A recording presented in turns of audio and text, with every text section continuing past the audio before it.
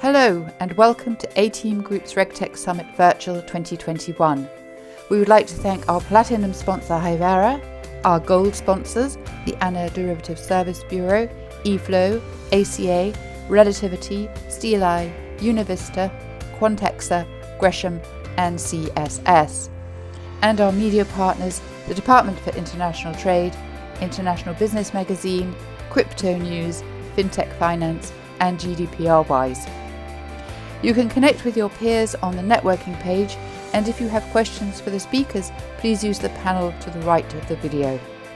Thank you for joining us, and I hope you enjoy the summit. Hello and welcome to A-Team Group's RegTech Summit 2021, brought to you in virtual format because of obviously the restrictions that some of us continue to operate under. My name is Andrew Delaney. I am Chief Content Officer at A-Team Group, and I will be your host for today's session and good parts of tomorrow's as well. So I hope you can join us for both. Today we are looking at a couple of themes. We're going to take a look at the sort of overall regulatory landscape, as we usually do at these events, and we're going to then drill down into some discussions around best practices for regulatory reporting efficiency. As usual, we are exploring these themes with the help of RegTech experts from across the industry. So before we start, I'd like to thank all of our speakers and all of our sponsors that were mentioned earlier. We've got Platinum sponsor Hyvera, Gold sponsors are ACA Group, ANA, CSS, Compliance Solutions Strategies, the DSB, Derivative Service Bureau, eFlow, Relativity, SteelEye, Quantexa, Univista. Please do take the opportunity, if you can, to visit the networking and sponsor section so you can connect with our sponsors. That will be beneficial to you because you will find out how they can help you in your day-to-day business. It'll also encourage them to continue to support events such as this, which means that we can bring all this great content to you free of charge. You can also use this networking and sponsors area to see who else is attending. You can connect with peers and colleagues through the platform. We encourage you to use this and we hope you find it useful. Couple of bits of news and household items. Hot off the press, we have our Entity Data Handbook now available, which is a free resource and downloadable from the bottom right-hand corner of your screen. We also have a new ESG handbook coming soon, and our regulatory data handbook, infamous regulatory data handbook, coming in October. So watch out for those. As I say, they're coming soon. We encourage you to get involved in today's conversation by voting in our audience polls and by asking questions of our speakers, presenters, panel members using the Slido app. You should be able to see that to the right of your video. We have a Slido poll already up and running. So please, if you want to give the Slido a test, go and vote in that poll. We'll be intrigued to see what you think about that question. Virtual versus getting together finally in a physical event. Yeah, so I think that's enough of what we're about here. So I think we can start to proceed with the program. To kick things off, we're going to hear a message from our Platinum sponsor, Hyvera. So stand by for that.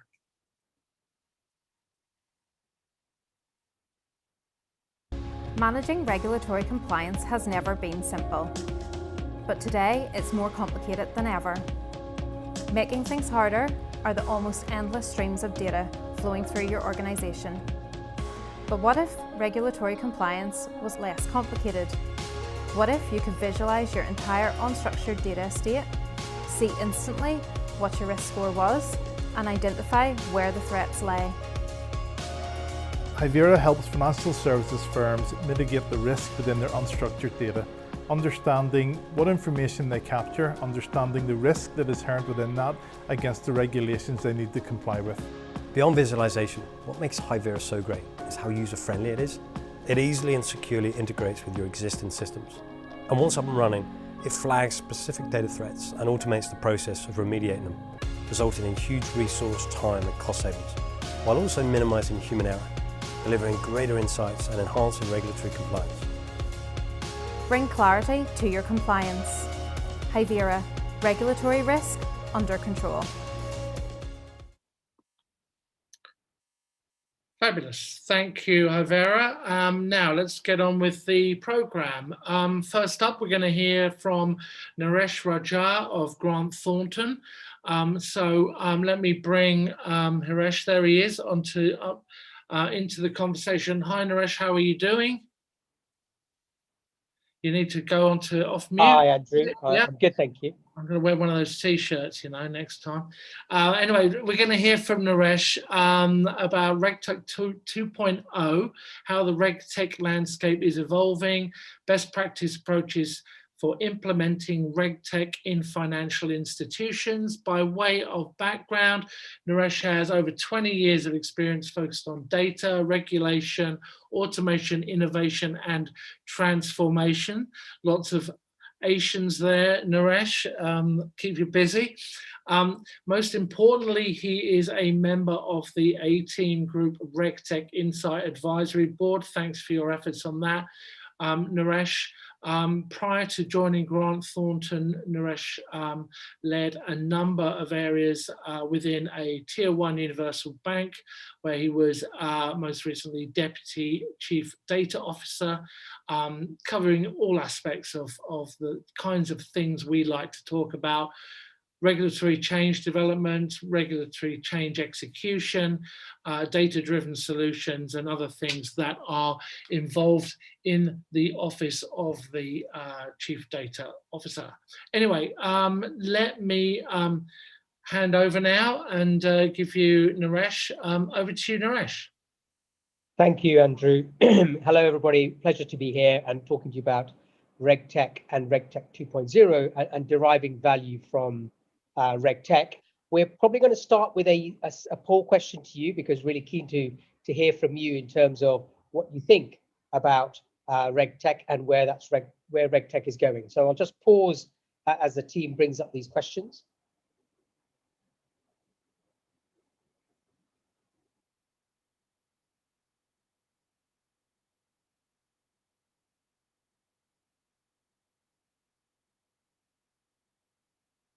We bring up the questions on screen.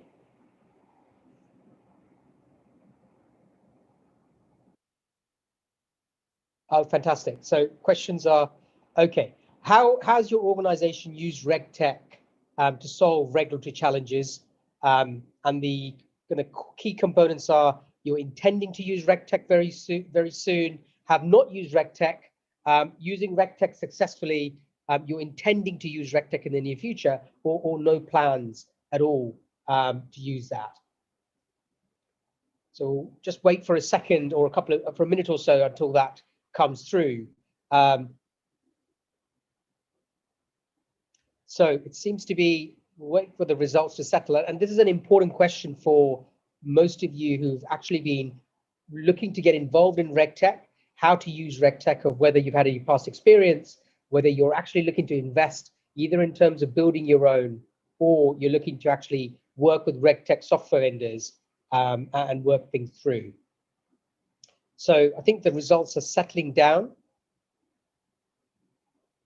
Fantastic. So what we see is really a big proportion, 45%, intend to use RegTech very soon, which is good to see. And then really great, more than a third of you are using RegTech successfully, which is fantastic. And very small numbers in terms of have not used RegTechs or no plans to use RegTech in the future. So really good to see it. I'm encouraged about the kind of 45% really thinking about intending to use RegTech very soon. So let's move into the presentation. And really, as I mentioned, I'm going to speak to you about deriving value from RegTech 2.0. I lead the data, RegTech, and digital assurance practice at Grant Thornton, which is a professional services firm. If we move on to the next component, we're really thinking about where RegTech has come from. Regulatory technology, as you know, is the use of technology really to support efficient, effective regulatory and legal changes. And it's been around for a number of years. Now, in terms of some of the research that's been published, it's really good to know that the intention of the RegTech sector, it's currently was worth about 2.8 billion in 2019 in terms of a global market. And it's an astonishing rate it's going to grow to by 2025. It's forecast to grow by about 55 billion by 2025, which is kind of astonishing number in terms of actually how that's going to grow from where it was in 2019, and then the steady growth we're seeing up to 2025. In our RegTech practice, we work with a number of RegTechs. There are about 300 RegTechs in the UK, there are 500 plus in Europe, actually providing financial services organizations. What we're really going to talk about today is how do you actually derive value from RegTech? So if we move on to really touch on the actual evolution of what I'm calling kind of RegTech 2.0. And I've worked with RegTech for the last 10 plus years. And in my opinion, the RegTech industry has matured in the last 2 to 3 years. And RegTech firms which are successful have become more innovative and solution orientated as opposed to technology led. And they're looking to start to understand complex operating models and process and products of the financial service organizations. And successful deployment of RegTech coupled with a target operating model changes, and I would like to add that and emphasize that it's the software plus the target operating model changes can reduce the cost of compliance by about 15 to 20%. And that is huge when you realize that most banks in particular, but it's now going into asset managers and insurance firms and capital markets, spend about 70% of their change budget on regulation alone. So that's a huge, huge saving if RegTechs can be implemented effectively, efficiently, coupled with operating model changes. So what's brought on this RegTech 2.0 component? There are 4 drivers. The first is regulated firms are under huge cost pressures, and they're looking to actually reduce costs by using technology. And that's across first line of defense and second line of defense and moving manual effort out. The second, as I mentioned, I've been working with RegTechs for a number of years. There's been a maturity in the last 2 years, certainly in terms of RegTechs, that they've started to actually understand the products and services and operating model of financial services and the software in terms of user adaptiveness, interoperability has improved. In terms of data models, there's been a huge improvement in terms of data models and interoperability between the different, from regulated firms and the technology firms. And the FCA digital reg reporting, which I was a steering committee member of for 2 years, really is a case in testament to that. And then finally, the regulatory burden that remains, the regulators are really pushing RegTech software, and great to see some of the both the FCA and the Bank of England in the UK, and really the the Singaporean regulator actually pushing really RegTech and software as the way to go forward. And we're going to see more and more of this as open banking moves into open finance, where regulation and data is going to be led by RegTech, really is a key point. And all of these aspects are driving the market towards RegTech 2.0. So we've talked about RegTech 2.0. So how do you understand, if we move on, how do we understand really the different types of RegTechs? Because there are 300 RegTechs in the UK. So how do you actually piece together the different type of RegTechs, and what are they good at and what are they not good at? So at Grant Thornton, we've created a RegTech taxonomy, and that taxonomy really looks at 15 different modules of different type of RegTech software, which are different distinctive uses, from horizon scanning and horizon management, which is probably the simplest, all the way through to now digital identity, which is really the kind of emerging type of new RegTech application. And out of these 15 different users, we have a RegTech catalog of about 100 RegTechs, which actually what we would call kind of best in class in terms of the type of services they provide. But within that, really working with financial services organizations, really looking to understand where's the value in terms of RegTechs. So we see 7 key areas or modules which are much more mature than others, and really need to be can derive tangible financial benefit by deploying them. And those are horizon scanning optimization, interpreting regulations by digitization. You might have heard that Thornton is partnering with Cambridge University and others in terms of regulatory genome project. Again, that is exactly around digitalization. Reg reporting, so how do you actually simplify regulatory reporting with a clear data model?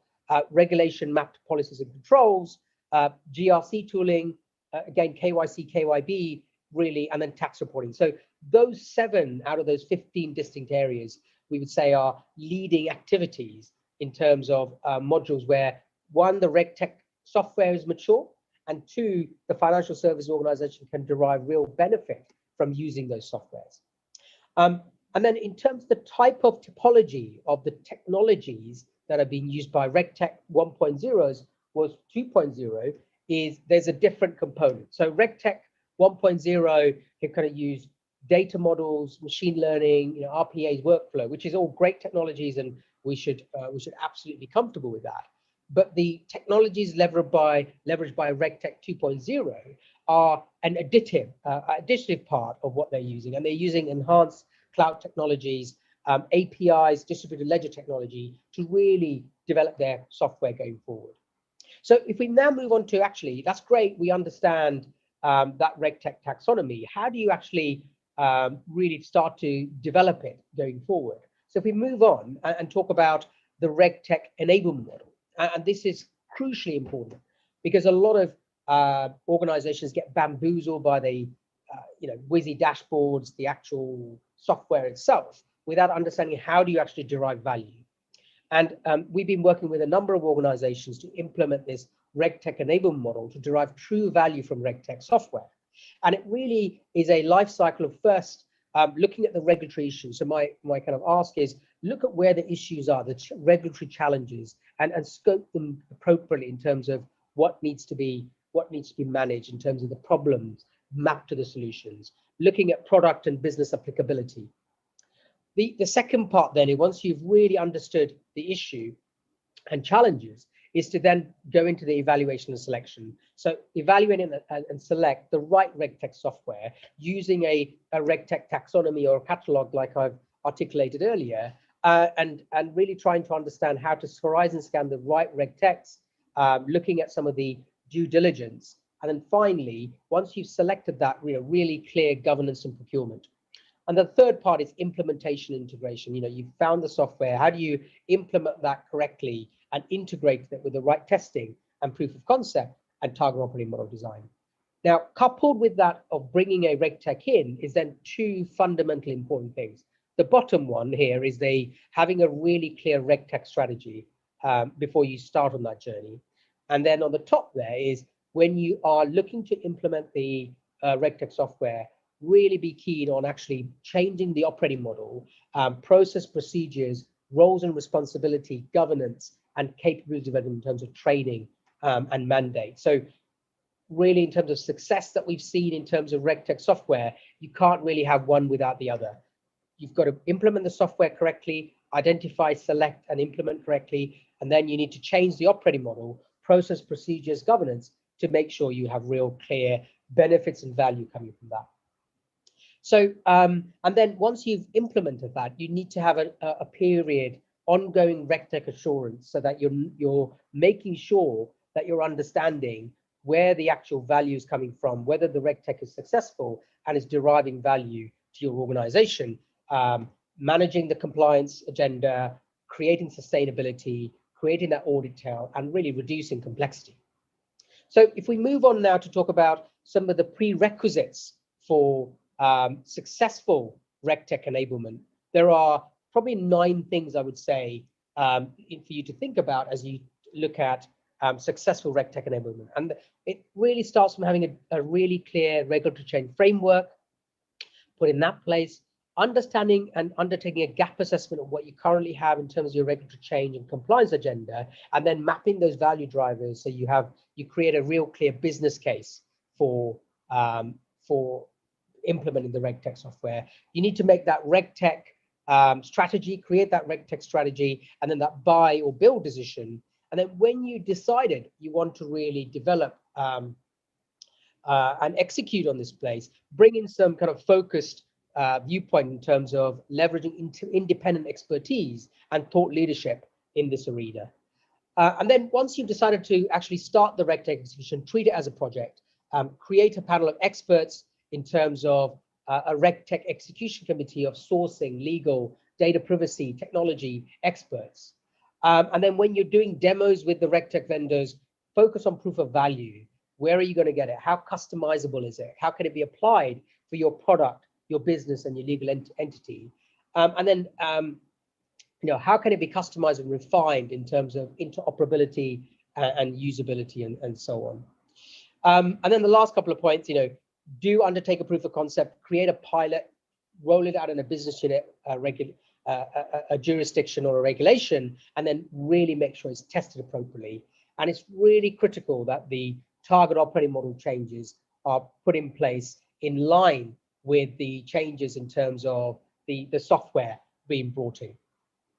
So if we move on now in terms of the next one. So these are some of the RegTech services that we provide that might be of interest. Designing a RegTech strategy is really key. One is creating a really clear RegTech strategy to mitigate those issues that you might have identified. Identify and evaluate the suitable RegTech solutions, and those RegTech solutions can be linked back to that RegTech taxonomy articulated and the RegTech catalog. And again, different providers, different software vendors have different value and different focus. And then we also support customization and implementation of that RegTech software once organizations selected it. Design the target operating model, really crucially important. What is the future target operating model, capability, governance, the underpinning process and procedures to make sure what your new software is doing is really going to work. And then obviously assuring the RegTech strategy and RegTech solutions once it's been deployed, so you're getting the best value in that viewpoint. If we just move on to the next component, if you've got any questions, I've left my details there in terms of the RegTech strategy and the RegTech deployment and how that can work. Hopefully that's been really helpful and useful. I'll hand back to Andrew, and any questions that are coming, I'm happy to answer. Thank you. Thank you, Naresh. Fabulous presentation. Particularly enjoyed the taxonomy, the sort of categorization. I think it's something we all struggle with. I certainly do. I took a photo of your slide, actually. Hope you don't mind. And we'll take a look at that in terms of, how to categorize our own coverage through our RegTech Insight publication, because it's a moving target, and I think it's very, very useful to have these sort of categorizations in place, really helpful. I think we've got time for a quick couple of questions that have come through the Slido. One is about benefits. What are the benefits or return on investment you have seen from RegTech implementations you have been involved with? Yeah, I've been involved in 3 or 4 RegTech implementations, and really I think there are 3 clear benefits. One, I think on average, you can get to a 15 to 20% cost reduction. And that is added across a regulatory change portfolio or a set of manual activities. So that's a payback straight away in terms of 50 to 20% reduction in cost. The second is you're really actually freeing up highly specialized staff, especially in compliance, legal, and the first line of defense, to focus on value-added insight, not mundane manual activities. So you're actually moving the agenda and actually focusing the staff on the right component. And then the third benefit, it really is digitalization. Digitization is where we're all going in terms of everything that we do. And with the regulators really pushing RegTech and the regulatory agenda and looking for things in terms of the data transformation plans from the Bank of England, we're all going to have to embrace RegTech and use successfully. So this is a really key part of that. Very good, thank you. There's a comment just come in. Can you comment on where RegTech is on a maturity curve? New, exciting and innovative at one end versus commodity and standard at the other? Yeah, and I think I would look at that again, but based on the taxonomy. And so if we looked at that taxonomy, I think different RegTech components are in different stages. So if we take the innovative, useful benefits, like Andrew, if any of you have taken pictures, you can look at the 7, I called out 7 RegTech value areas out of the 15 of everything. I think in those 7 areas, there are 2 or 3 firms in each of those hexagons who are creating valuable, innovative solutions, but also combined with changing the operating model, you're going to get real clear value. And that's on one end of the spectrum. The other end of the spectrum, I think, is unproven. Some of the things that some of the software vendors are talking through, it's not proven in terms of benefits. And I would challenge the value that's been derived from implementing some of those RegTech software. So I think it depends in terms of where you are, the type of issue you're trying to solve. Very good. Okay, look, we're out of time on this one. Naresh, fantastic. Thank you very much, as always, for your contribution. Really appreciate it. We'll see you next time. Thank you, Andrew. Thank you, everybody. Thank you. All right, we'll move on with the program. What I didn't mention in my preamble is that we're going to intersperse today's activities with some RegTech startup elevator pitches. And we've got the first one of these now from Regalytics. So over to Regalytics. The U.S. financial regulatory landscape is complex and ever-changing. Keeping pace with changing rules and regulations can be incredibly overwhelming and time-consuming. That's why we developed Regalytics, the leading provider of daily regulatory updates. Our user-friendly platform lets you stay on top of alerts, proposals, and rules relevant to your business. We cover 10 times more regulators than any other solution on the market, and our data is thoroughly cleansed and enriched by our team of regulatory experts, so you get the most accurate and timely updates possible. You can filter and save searches, export data for further analysis, and get reports sent straight to your email every morning. Our customers use Regalytics to stay in compliance, reduce risk, and save time. Try Regalytics today and experience a greater sense of confidence, knowing you have the most comprehensive and customizable source of financial regulatory data available. Great, thanks to Regalytics for that. As ever, you can contact them through our networking facility platform. So please, I encourage you to do so. Right, next up, we are moving on to our first panel of today. We are looking at reimagining the regulatory reporting framework to reduce the cost of compliance. The premise here is that global regulators, you know them well, ESMA, ASIC, CFTC, and others have all proposed rules that are attempting, we think, to align regulatory reporting requirements, and it's certainly something that people would like, offering potential efficiencies and easing of complexities. So we're going to look at this trend. We're going to see if it is indeed a trend, and look at how the regulatory reporting framework is evolving globally. And we'll look at how progress is being made around aligning reporting obligations with standards to improve reporting harmonizations. Basically, what this will mean to you, and how you can use RegTech to improve data quality and efficiency. So let me bring on our esteemed panel who are going to help me in this today. Welcome, everybody. See people are coming through. Let me ask everybody to introduce themselves first. So just let me remind the audience that we will take questions through Slido, so please make sure you do that as we progress. Those questions will come to me and I will ask them as appropriate. So without further ado, let's meet the panel.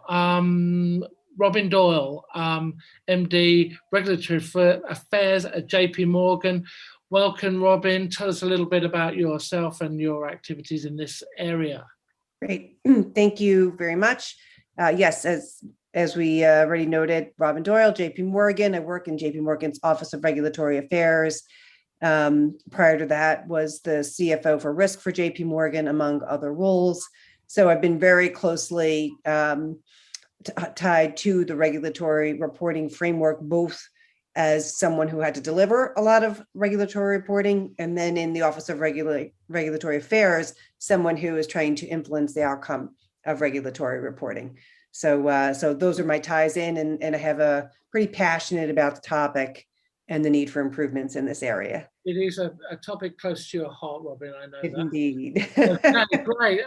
Next up, Chad Giussani, Head of Transaction Reporting Compliance at Standard Chartered. Welcome, Chad. Thank you, Andrew. So my name is Chad. I head up the second line of defence at Standard Chartered for transaction reporting with a global remit of all of the G20 reporting. In addition, Bank of Israel, SFTR, and MiFID reporting, and all the post-trade MiFID reporting. I've been involved in transaction reporting since 2006. I was originally a product manager for one of the original arms for MiFID 1, and then went on to work for a competitor firm. I think by 2008, 2009, I thought I was done with transaction reporting, and then credit crunch happened, and it all got bigger and better. So I've started off on the vendor side, moved into banking technology, and eventually into compliance. Got quite a well-rounded perspective on the reporting. Quite interested in the data standards and the keystones that underpin it. You can't have one without the other, it seems. And also the technology that accompanies all of the delivery. Very good, thank you. You tried to escape, but here you are. Exactly. Malavika Solanki of DSB. Welcome, Malavika. Always good to see you. Thank you, Andrew. Hey, everyone. So as Andrew said, Malavika Solanki from the Derivative Service Bureau. What the firm does is issue OTC ISINs and CFI codes for OTC derivatives, and will shortly be issuing UPI codes from next year as well. My background is OTC derivatives really for longer than most people will probably care to remember, in various forms, everything from reg reporting for capital purposes through to execution, through to clearing, and now data. So yes, the world of standards and RegTech in general is a fascinating and developing one. Very much so. Thanks for joining us. Tom Wiescherich of Vista. Thank you, Andrew. So I'm Tom Wiescherich. I'm the head of product at Univista. I actually come from like a fintech vendor background, but for the past 6 years or so, I've been lucky to be leading the Univista, becoming an arm, a trade repository for EMIR, an SFTR trade repository, and developing all kinds of other services around regulatory reporting. And as I look at the panel of, I'm the kind of spoke in this big wheel, and I interact with most of you. So some of you are clients, some of you are reference data providers, some of you are partners. So it's great to be here chatting about this important topic. Fabulous. Great to have you here, Tom. And finally, Matt Smith of Steeleye. Hi, Matt. Hey, Andrew. Good to see you. So I'm Matt Smith. I'm the Chief Executive Officer at Steeleye. We're a RegTech provider. My background is largely been in industry. So I've been a market practitioner most of my career. I spent many years solving problems in financial firms, both large and small, tier one banks like RBS and smaller trading houses for regulatory conformity worldwide. So I've been involved in just about every international regulation in my years you could imagine. And I felt there was a better way of solving for some of the challenges financial firms were facing. And I was lucky that I managed to spend a very brief period at Bloomberg, running part of Bloomberg's regulatory and compliance practice. And while I was there, I was traveling around the world, meeting with financial firms in person and in auditoriums, talking about things that people needed to do for regulation. And what was obvious to me was that people were not looking at the data problem first, they were looking at the regulatory problem first. And as a result, they would repeat over and over again the challenges that they face worldwide, where I felt that if you could focus on the data first, that actually you could solve a lot of the international regulatory challenges these financial firms were facing, save a huge amount of money, and make things easier. And that's why I ended up starting Steeleye back in 2017. Very good. And some of that hope is continued here on this very panel, Matt, where we're going to talk about possibilities for aligning some of the requirements and how data standards can help with that. So let's start, before we get into the regular Q&A session that we normally do, let's start with a poll question to the audience. Again, just to remind you, please use Slido on the right of your screen to answer this question. And the question is, what is the single most important regulatory reporting challenge at your organization? The options for answering here are constant regulatory change, large, difficult to manage data volumes, a lack of data standards, managing the cost of reporting, or reporting across different jurisdictions. So while you vote on that, we will come back to you shortly. We'll proceed with the first question to the panel. I'm going to throw this one to Chad to start with. And it's a sort of a big picture question. Global regulators, including ESMA, the Monetary Authority of Singapore, CFTC and others, have all proposed rules that are attempting to align regulatory reporting requirements, potentially offering efficiency and easing of complexity. What are their objectives and what exactly is being proposed? Chad, take a first stab, please. Thanks, Andrew.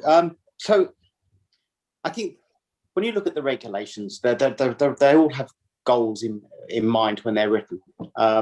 And largely, those goals were aligned fairly quickly on. So we saw, for example, MiFID and then Dodd-Frank and then EMIR rolled out. And there are elements of Dodd-Frank that encompass bits of MiFID and bits of EMIR. But the regulatory aims are quite similar. What you do see some fragmentation, you see some, for example, EMIR and FINFRA-G in Switzerland include exchange traded derivatives where the rest of the G20 reporting doesn't. So you start to see little carve outs.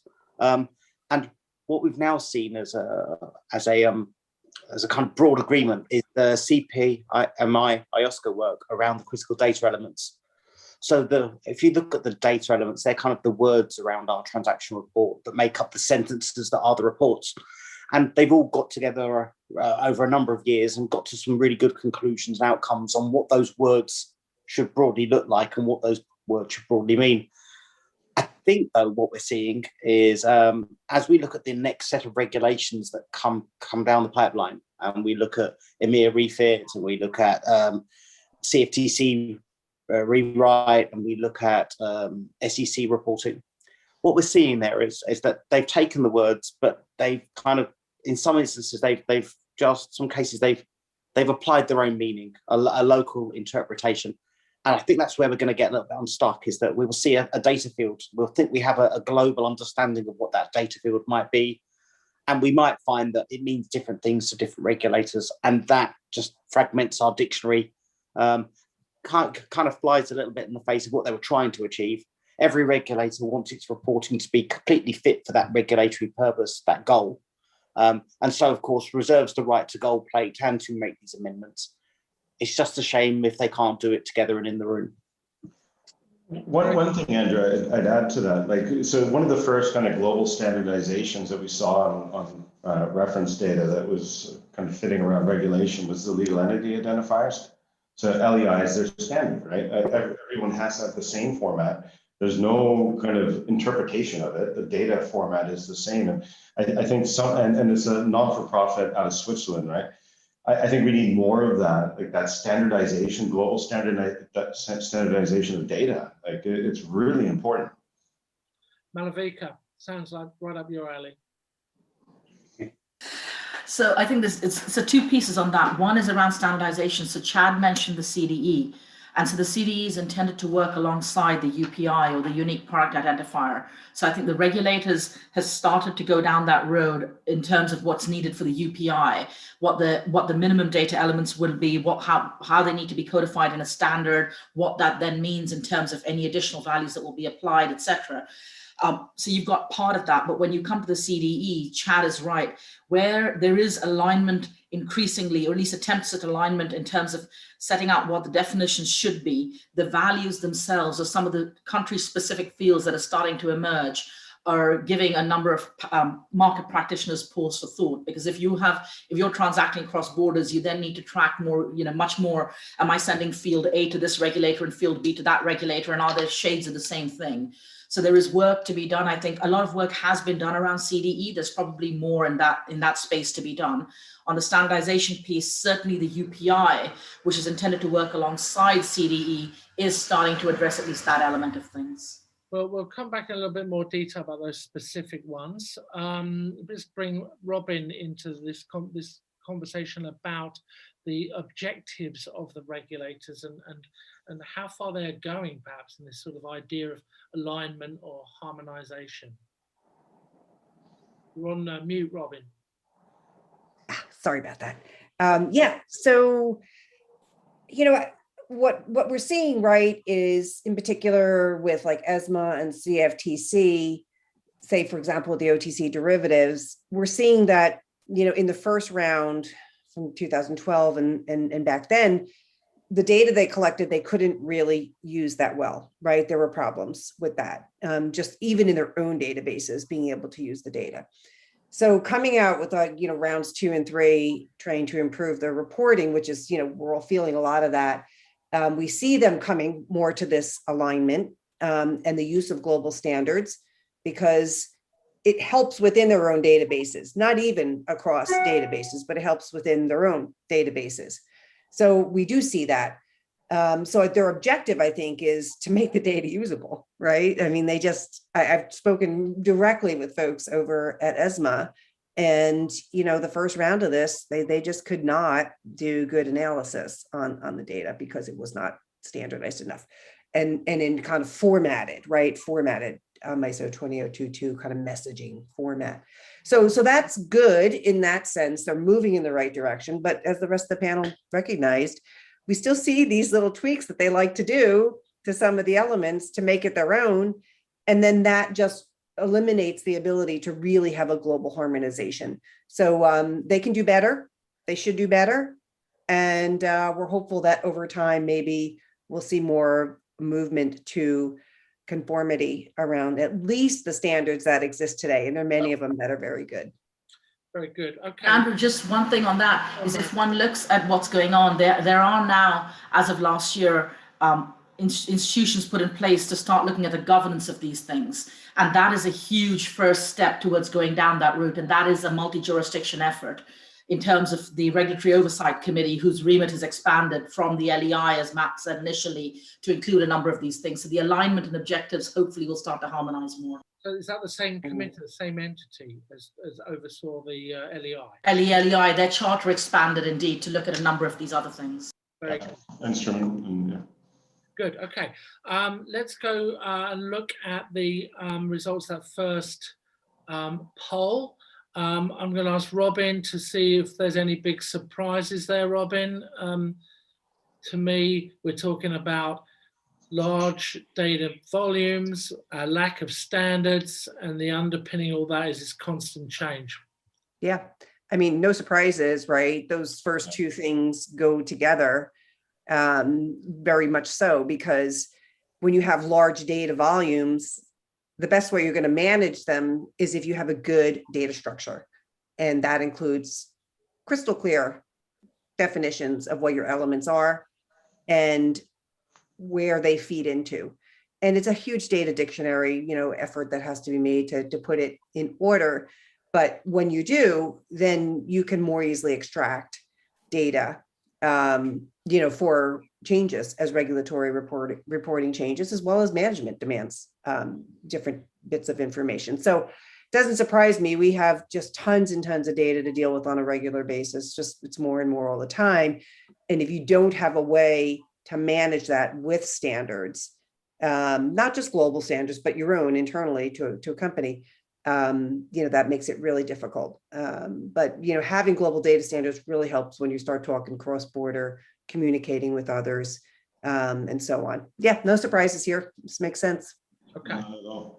Okay, let's move on. We're going to do another poll question now. What do you consider to be the single most important benefit for your organization as regulators align some of their reporting processes? Is it reduced complexity, reduced cost of data, greater efficiencies, easier reporting across jurisdictions, or improved compliance? And while you chew on that, we'll move on and drill a little bit into the UPI and CDE that we mentioned on the last question. So let's throw this initially to Malavika. What are the developments around new data standards such as the UPI and CDE, and how could this improve reporting?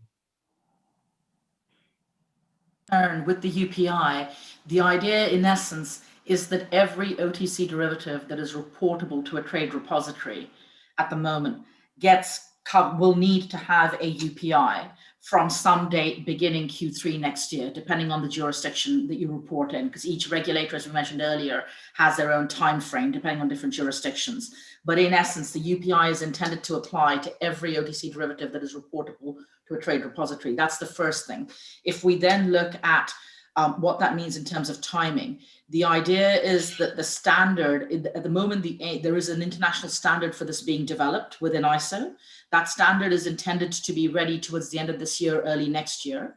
In parallel with that, there is a fair amount of work going on in various industry forums to take that minimum set of data elements that are expected, overlay it with other expectations for the marketplace, so that a clear set of product definitions can be created and made available to participants. And the idea then is that anyone that needs a UPI will be able to, in essence, have a common data dictionary to build on the points that Matt and Robin made earlier in chat around these pieces. And then the idea is that common glossary and definition of each of the data elements will then be used to create these UPIs, so that as a market practitioner, people are able to submit a minimum set of data values, get a larger derived record, and use that for their reporting purposes downstream. So that UPI, if we talk about timing, from an availability perspective, the UPI itself is expected to come online from about July next year. But if you then look at regulators, you then have different timings. The CFTC 2.0 regulations are expected largely to be the first set to apply, just because those rules are currently in place and have been for some time. There is an order needed from the CFTC to make that occur, but that is likely to be the first set of participants. First jurisdiction that tends to go, that's likely to go live with the UPI. You then, as you mentioned earlier, also have things like places like ASIC and MAS who are consulting on these things. Now, largely in terms of adoption, and this is pure speculation, but I suspect it's informed speculation, which is that it is likely that regions are likely to align themselves in terms of their adoption timeframes, just given the way people execute. So in essence, you're likely to see North America move, if not necessarily in tandem, but at least in alignment in terms of the approach they take and the kinds of requirements that are likely to follow, etc. So I suspect you'll see Asia Pacific move in concert, or at least in some kind of alignment. Similarly in Europe, and then again in North America, and then other parts of the G20 that are expected to adopt this. So if you look at UPI, the idea, as we mentioned earlier, is that the UPI is intended to work as the reference data aspect of your trade repository information, alongside the CDE, the critical data elements, which are the other set of economics that change more frequently, that are reportable to TRs. So all of this really came about because although TR reporting has been in place for some time, the idea of these definitions and standards being created is to allow an improvement in the data quality being submitted to regulators. Because if you have consistency in the way information is created and reported to regulators and a common understanding, that data is then more powerful for regulatory use, but also for market participant use in terms of the TR information in the public domain. Very good. Thank you. So Malavika, I just wanted to make one quick comment, Andrew, if you don't mind. Okay. One of the things that I love about the work that's being done at the DSB is the linkage between the ISIN, the UPI, and the CFI. right? Because we use these identifiers in a variety of different reporting and internal systems. You know, we link to some of the codes.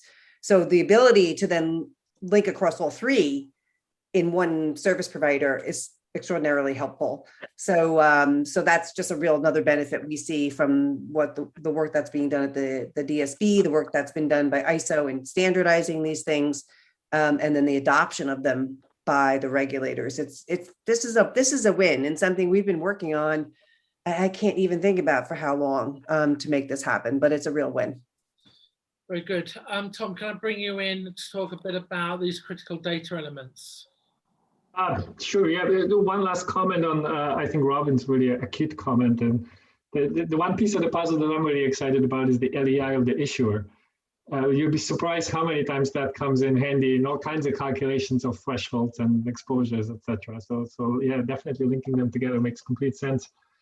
So I'm currently looking on my other monitor here at the list of the common data elements in the REFIT report.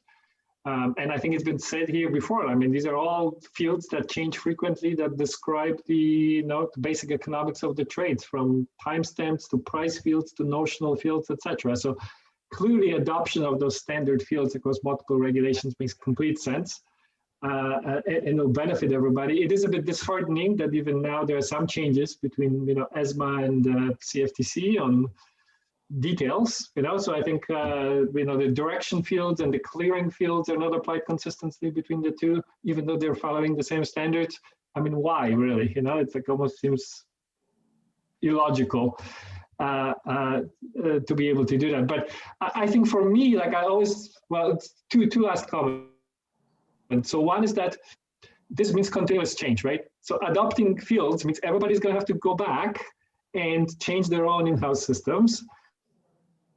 Are going to have to change their own in-house systems. The regulators are going to have to change their own in-house systems, etc. So we all have job security for time to come, by the time all of these things change. And my suspicion is that they're never going to be aligned perfectly. There will always be differences in data elements and interpretations. And even now, like we see it on the ARM front, FCA adopted MIFIR verbatim, but because of the differences in scope and, FIRDS UK versus FCA UK, etc., there's a number of differences, really nuanced differences between validation rules and what's reportable and why, and how do you treat Gibraltar, and like there's all kinds of stuff that always is going to require attention, and there'll always be subtle differences. As well as data. And I'll finish by saying, absolutely, yeah, absolutely. And I'll finish by saying is that's why I truly believe that technology is always going to be the answer, and having a community of vendors and industry bodies like people on this panel is really the answer, and so that you have people that can interpret these changes and be able to articulate it, and then you have smart technologies that can use infrastructure to be able to automate it, and then you could machine read these common fields, you can decide what's supportable where, you can have an audit record of the decisions you have made. You can use a single data source to handle multiple jurisdictions, et cetera, et cetera. Like the list of efficiencies just kind of grows. But to bring it all back, sorry, that was a bit of a rant. Having a common data standard is absolutely a starting point. Very good. Okay, thank you. Let's take a look at the poll results. And I'm going to ask Chad to comment on these briefly. Any big surprise there, Chad? Well, as a compliance officer, I think the results are upside down. I'd hope that improved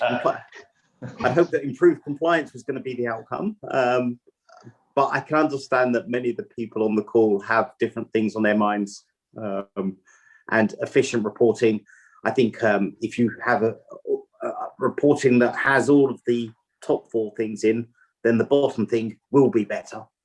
So I can understand it, but yeah, just a little bit of disappointment on my side that the compliance angle fell to the wayside. Okay, well, let's move on. Sorry to disappoint you there, Chad. That's what you get for live event. Never work with children and animals. That's what they say. Okay. I'm going to try to move things forward a little briskly because we are running out of time. So I'm going to encourage our panelists to keep their comments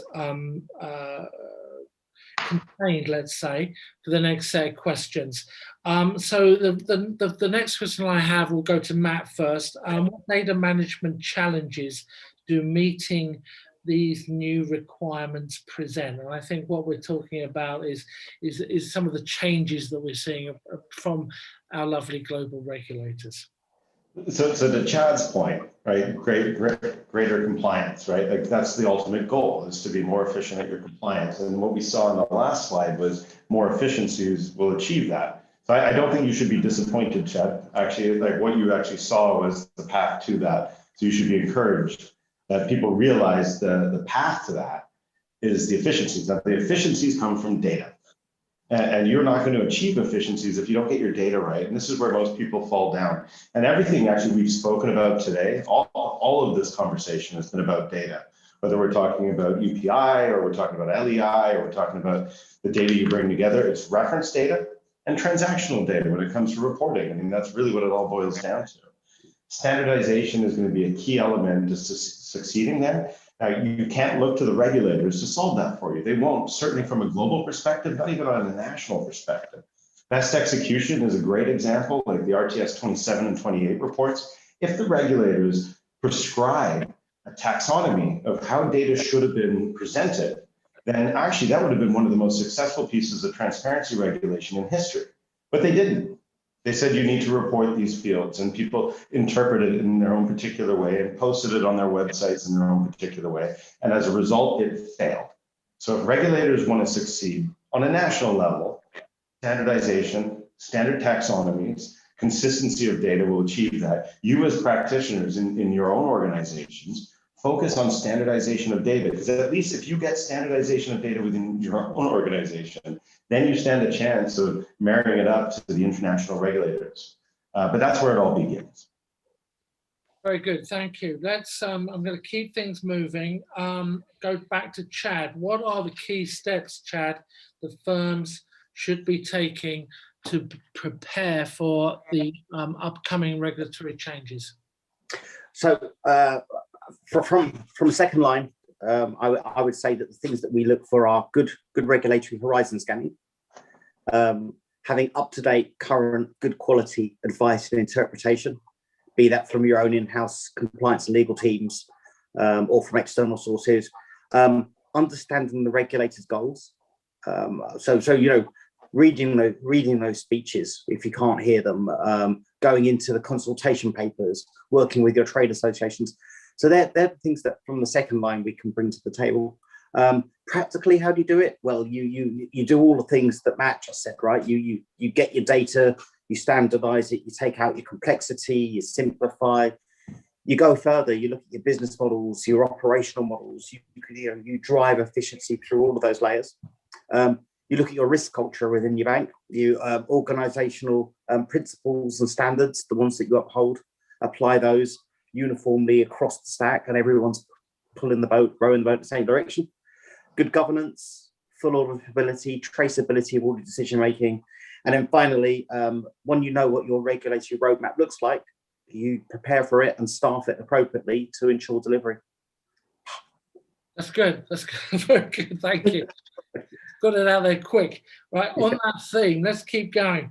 Go to Tom and ask what technologies, techniques, solutions, and services can support practitioners as they respond to regulatory change. You don't need to mention Steeleye, Tom, by the way. Yeah, that's right. It's a plugin for Steeleye. Look, I always, and you know this, Andrew, I always on these calls say, I'm always amazed when people try to do this alone. You know, and I know that some of the big tier one firms, you have the resources and the capacity and the know-how to be able to do your own scanning and your own interpretation and your own preparation. But then you're taking on all the risk, you know, and I think even the fact through events like this one in industry associations and conferences and vendors, you know, they're communities, you know, everybody's impacted by this. I used to say that there's no competitive advantage to regulatory reporting. I'm changing my mind slightly now because I think getting it right certainly buys you efficiencies, and you can do all kinds of other wonderful things with the data and infrastructures you have built, you know, that don't just support compliance, but actually support the front office business. So, you know, instead of naming technologies or vendors as good as the ones on this call are, I would say just mutualize it, you know, mutualize the interpretation, mutualize the risk, don't do it alone, and try to kind of leverage the community of people and the reporting firms and all the utilities, you know, together to kind of speak as one voice. And you know, everybody's got a similar problem to solve. Inevitably, you'll have to take some of it in-house and say, how does this apply to me in particular? But I bet you 80% of the interpretation, scanning, planning is exactly the same. Very good. Thanks, Tom. Again, I'm going to move on in the interest of time and come to Robin. And this actually ties in with a couple of questions we've got from Slido, Robin. So it is a topic that people are hot on. Global regulators seem to be taking steps towards a more harmonized requirement. What are the remaining challenges that must be resolved? Well, I think we've touched on this, you know, a couple times already today. But I think it's getting them to really align, right? And to work together. And to, when there is, so they worked, let me step back. They work together, right? They work together to create things like the UPI and the CD and all the things we've been talking about today as part of the CPMI IASCO workforce on this. So the supervisors worked together. They created these things. They said that they would monitor the implementation themselves, so self-govern, but yet we still see these differences coming in the regulatory reporting. So, so I don't know how you actually enforce it. I think Malavika mentioned earlier, you know, the Regulatory Oversight Committee now will have some say in this, and perhaps there's some leverage there. But they've been loath, frankly, you know, to be told exactly what to do. And, you know, there's nobody out there to punish them per se, which is really, you know, kind of the issue. So I think the challenge is to, how do you get that community to really align? And what is encouraging is we do see a few players looking at real transformation. Bank of England is doing a bunch of work there to think about transformation of regulatory reporting. And we're hopeful that maybe their learnings can be shared with other global regulators and drive, you know, bigger change. Yeah. There's actually there's a micro side to this question, which I'll throw out to everyone on the panel. And that is, how should market participants incorporate data harmonization efforts into their reporting solution? So it's like, how do, you know, that's the situation we face from a macro level across the different jurisdictions, but how should people be dealing with that, and what expectations can they have in terms of harmonizing their solutions, if you like? How do they not? How do you not have data harmonization? Like, it's the fundamental basis for successful reporting. And actually, if you look at EMIR, right? So we're doing the EMIR refit and all that. And I can't remember, I think it was you, Robin, who mentioned the fact that the regulators couldn't even use the data because the data wasn't of quality. I know for almost a fact that many firms out there who've been reporting under EMIR for years and years and years have been misreporting massively. Not just like the kind of over and under reporting level, but just like the quality. So there's no way the regulators have looked at that data. There's just no way. Like, if they looked at it, they would be finding all kinds of issues. And it's unfortunate because occasionally people get caught out and they get fines for it, but it's prevalent. So the harmonization of data is just the fundamental basis for successful transparency. And that's what we're trying to achieve here with reporting. And the reality is, if you don't get the harmonization right, then what's the point? So data harmonization is literally everything, Andrew. And I would just add in, Andrew, that you talk about what firms can do. So the data element clearly is critical. but also firms should lend their voices to the advocacy, right? So I think that's really important. And obviously that's where I sit at JP Morgan. And we do have some colleagues from other firms that participate, but louder voices from our community with our regulatory community, across the board, asking for conformity, supporting, institutions like the Bank of England who are trying to, do some pilot work on transforming, is going to move the ball forward. I mean, I do remember with the LEI, we had such a huge, community of institutions who worked together, buy side, sell side, to drive that and get it done, and it worked. And I feel like we need to continue doing more of that, from the private sector, to push these guys to move to more global harmonization and more innovation, right? Machine learning, all the things that we talked about, right? Automatic reporting instructions. This is something that the Bank of England is looking at. How can we make this all easier, more digital? They need to be looking at things like CDM that it is doing, right? What else is the private sector doing to make improvements? Work with the private sector on some of the things that we're doing. So our voices have to be heard, bottom line. And also at a practical level, the reality is, to Matt's point as well, that there is A, how can you not undertake harmonization, but B, if you're sitting on a data set and you're performing a set of functions, if you were looking at a practical starting point, look for which elements are already being that are already harmonized or being harmonized. Where do standards already exist? Where do utilities already exist? Because then you're leveraging work someone else has done. And to Tom's earlier point, the 80% then is more easily addressed, and you're more likely to be consistent. And then within that sphere, if you think there's elements that need to be amended, well, there's the advocacy helps you. But beyond that, if you're looking at the remaining pieces, even on the innovation point, everyone keeps talking about AI and machine learning and all these good things.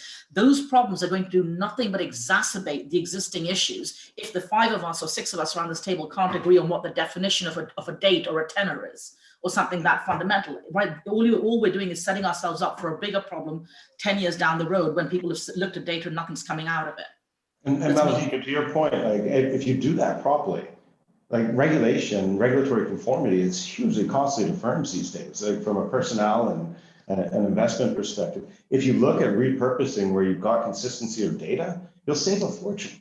Like you just will. It's just factual. Like you will not be repeating the whole process of normalization of data for market abuse detection and reporting and like all the different things that you have to do. So just be smarter about it. Very good. Listen, guys, we're out of time. So it's great to have such a passionate discussion. I knew we were going to have one like this. So I was not disappointed by this panel by any means. Really appreciate all of your contributions today. To the audience, please stay tuned because we're going to drill down into some more reg reporting issues. But for now, I'm just going to thank the panel, Robin, Matt, Malavika, Tom, Chad. Thanks, everyone. Really appreciate it. We'll move on to our next session now, and I'd like to welcome keynote presenter, Dr. David Doyle, who is going to give us a strategic regulatory outlook, specifically examining the impact of Brexit on regulatory priorities for financial institutions in 2021. See, David is coming on live now. Thanks for joining us, David. Hope you're doing well. Good to see you again. David Doyle is a long-standing EU financial services regulation expert based, it says here, somewhere between Brussels and Paris. I presume that's right on the border. I used to make that train journey myself occasionally. Very flat around there. He's going to give us a sense of the evolution of the moving parts of the EU legislative agenda going forward and what we can expect with the UK now having apparently left the EU. So on that note, I'm going to hand over to David. Thank you, David. Thank you for those kind words and greetings, everybody. Well, a combination of geopolitical developments that have occurred just in the last couple of weeks have triggered some major game changers at European level, which means that the EU agenda will be the defining agenda, in my view, for financial services worldwide as we go forward in the next couple of years.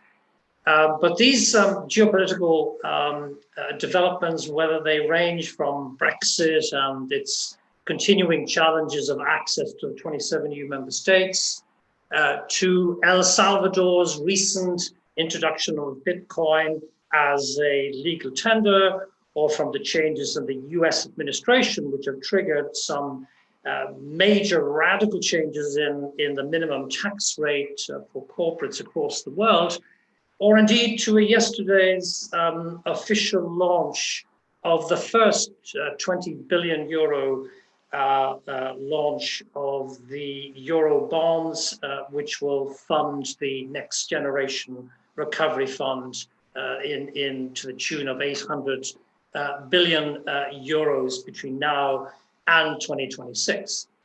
So let's go through some of these important issues, perhaps next slide. But it would be, of course, amiss of me not to mention the B word, Brexit, and what implications this is likely to have. Well, let's talk about the known no's. We know that we have a trade and cooperation agreement, which was signed on Christmas Eve. Sadly, there was no financial services provisions. Equivalency determination wasn't even mentioned. But we now have, since the end of March, a EU-UK MOU, which foresees the creation of a joint UK-EU financial regulatory forum, which is probably the most important aspect of this MOU, in an otherwise somewhat disappointing document. But this particular forum will kickstart regular dialogue between the EU and the United Kingdom at the regulatory level to look at issues like reducing uncertainty, reducing regulatory arbitrage, divergences, consistent, if possible, consistent application of international standards like IOSCO or BAL. Sadly, there's no mention of aligning the anti-money laundering rules, but hey, it is a similar arrangement that exists already between the EU and the US that goes back 10 years from memory. That it works brilliantly well in terms of the United Kingdom. I'm expecting this to be of a much more intense, more frequent nature in terms of regulatory dialogue. But we also have, at least for the moment, an EU temporary equivalence decision, which ensures that all EEA counterparties can continue to clear the derivatives, notably euro-denominated derivatives in the UK until the end of June 2022. And the Commission has been very clear that at the moment it has no intentions of extending this beyond June 2022. So clearly some measures will have to be taken. Hopefully these will be discussed constructively in this new joint financial regulatory forum. Now, sadly, there was no also access relief for the United Kingdom in terms of share trading obligation, although there are ways of circumventing this if, for instance, these are infrequent and they don't lead to price discovery. And equally, there was no relief for the derivatives trading obligation, again, which there are ways around and circumventing these particular obligations, both of which have been the object of some very heavy lobbying on the part of a number of council members over the last couple of months to close all of these gaps to ensure that the United Kingdom is to be considered as a third country and that the only access route is through the equivalency determination. Now, the big issue, of course, at the moment, as we run up to, in the next 10 days, we will have the introduction of the investment firm directive and regulation. And this is going to be a huge game changer, in my view. All systemically important large investment firms, including third country firms, will have to apply for a license, a banking license. They will fall directly under the supervisory regime of the European Central Bank, the SSM. And all of this will, I think, change the whole landscape in Europe in terms of very important investment firms being considered as banks, particularly if they are going to be licensed and they're going to be subject to potential rules, if they carry out bank-type activities, if they underwrite and place financial instruments, the usual list, but also including any institution that has consolidated assets in excess of 30 billion euros. And that, by the way, also includes branches. Now, the big issue here is branches. Will the third country bank and investment firm branches be put under the direct supervisory regime of the ECB, as seems to be desirable on the part of the ECB, but that comes with a number of problems, and that the ECB only oversees the Eurozone countries. But quite visibly, going down the next couple of weeks and months, the issue of third country bank and investment fund branches of a third country nature are going to have to be addressed. And clearly, some of this may be addressed in the forthcoming fourth quarter, I believe, revisions to MiFID, to AFMD, to UCITS, to market abuse. All of this will contain a chapter, a separate chapter on third country arrangements, which will have to, ipso facto, in my view, include issues on branches going forward. Now, in terms of supervisory reporting, clearly, with this new piece of legislation, there is an increasing desire on the part of all of regulators, but mostly from ESMA and from the ECB, to improve significantly the quality of data that's been provided in the trading and the clearing space. There's even talk about aligning MiFID and EMIR reporting frameworks. And I think that this is most likely to occur, perhaps not immediately, but over the next couple of years. And then last but not least, the whole notion of re-energizing the CMU. Now, what is being foreseen here is an EU single access point for company data, both financial and sustainability related, simplifying listing rules. So I might add maybe harmonizing listing rules across Europe. We still after 40 years, still have fairly divergent listing rules across Europe, and creating a post-trade consolidated tape for equity and equity type financial instruments so that investors have a wider view of the markets. But, more fundamental for me is it's not the UK's departure from the EU that has driven the CMU. It's also the fact that the EU faces a shrinking market for financial services from competition that comes from outside. Since 2006, the EU has seen its share of global financial activity decline from 20 to 13%. And during that time, Asia has built up its financial activity to 40% in global terms, and it's continuing to grow. So obviously, as we move to the second slide, it's worth mentioning that the past year, clearly, Brexit has dominated most of the discussions in terms of dealing with this, both the health and the sustainability of economies in Europe. But it's also led to a very fundamental and game-changing, in my view, study and review of how over-reliant the EU has become vis-a-vis third country actors, both whether it's manufacturing or financial services and elsewhere. And indeed, this was the topic of a very important strategic paper issued by the European Commission in January of this year under the notion of strategic autonomy, the notion that we need to review quickly how we could reduce this, what the Commission refers to as excessive reliance on foreign financial firms and on funding in foreign currencies. The over-reliance, for instance, on EU banking institutions at times of financial distress is a particular concern to the regulators, as it could, to quote them, hamper access to EU companies and member states, to capital market funding, risk management, and other financial services, and could even compromise the liquidity and even the solvency of EU financial counterparties, end of quote. There's also a concern about excessive reliance of EU banks on foreign exchange, swap markets, and all of this, I think, is pretty much symbolized in the emergence of a new payment initiative called the Pan-European Payment System Initiative, known as PEPSI, which is being driven by a number of EU financial institutions and should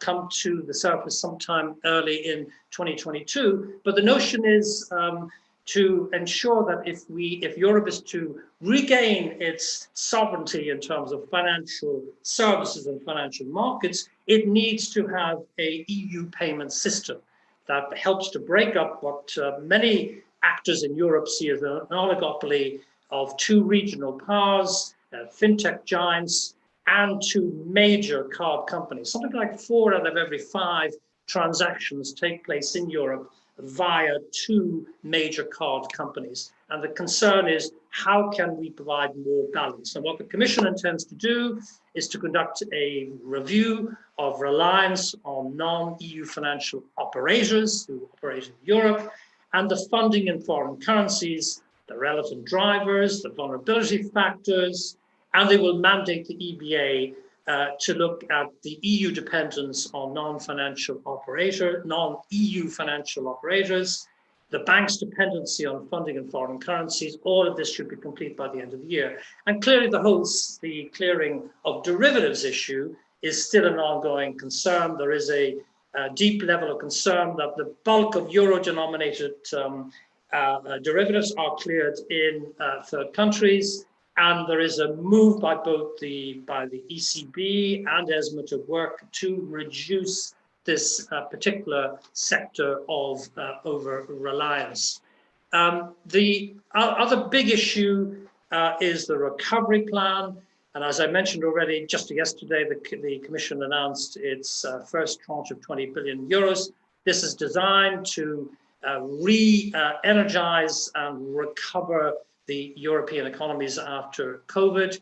It's now about 800 billion euros that's being put into the new generation fundraising scheme. It's a form of mutualization for the first time in the history of the EU, mutualization of costs with some aspects of fiscal risk sharing.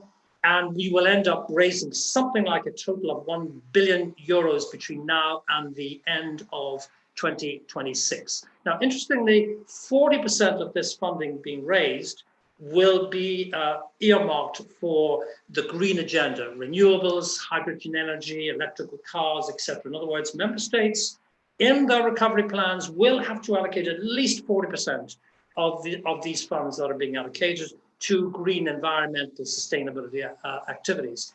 A further 20% will be allocated to digital innovation.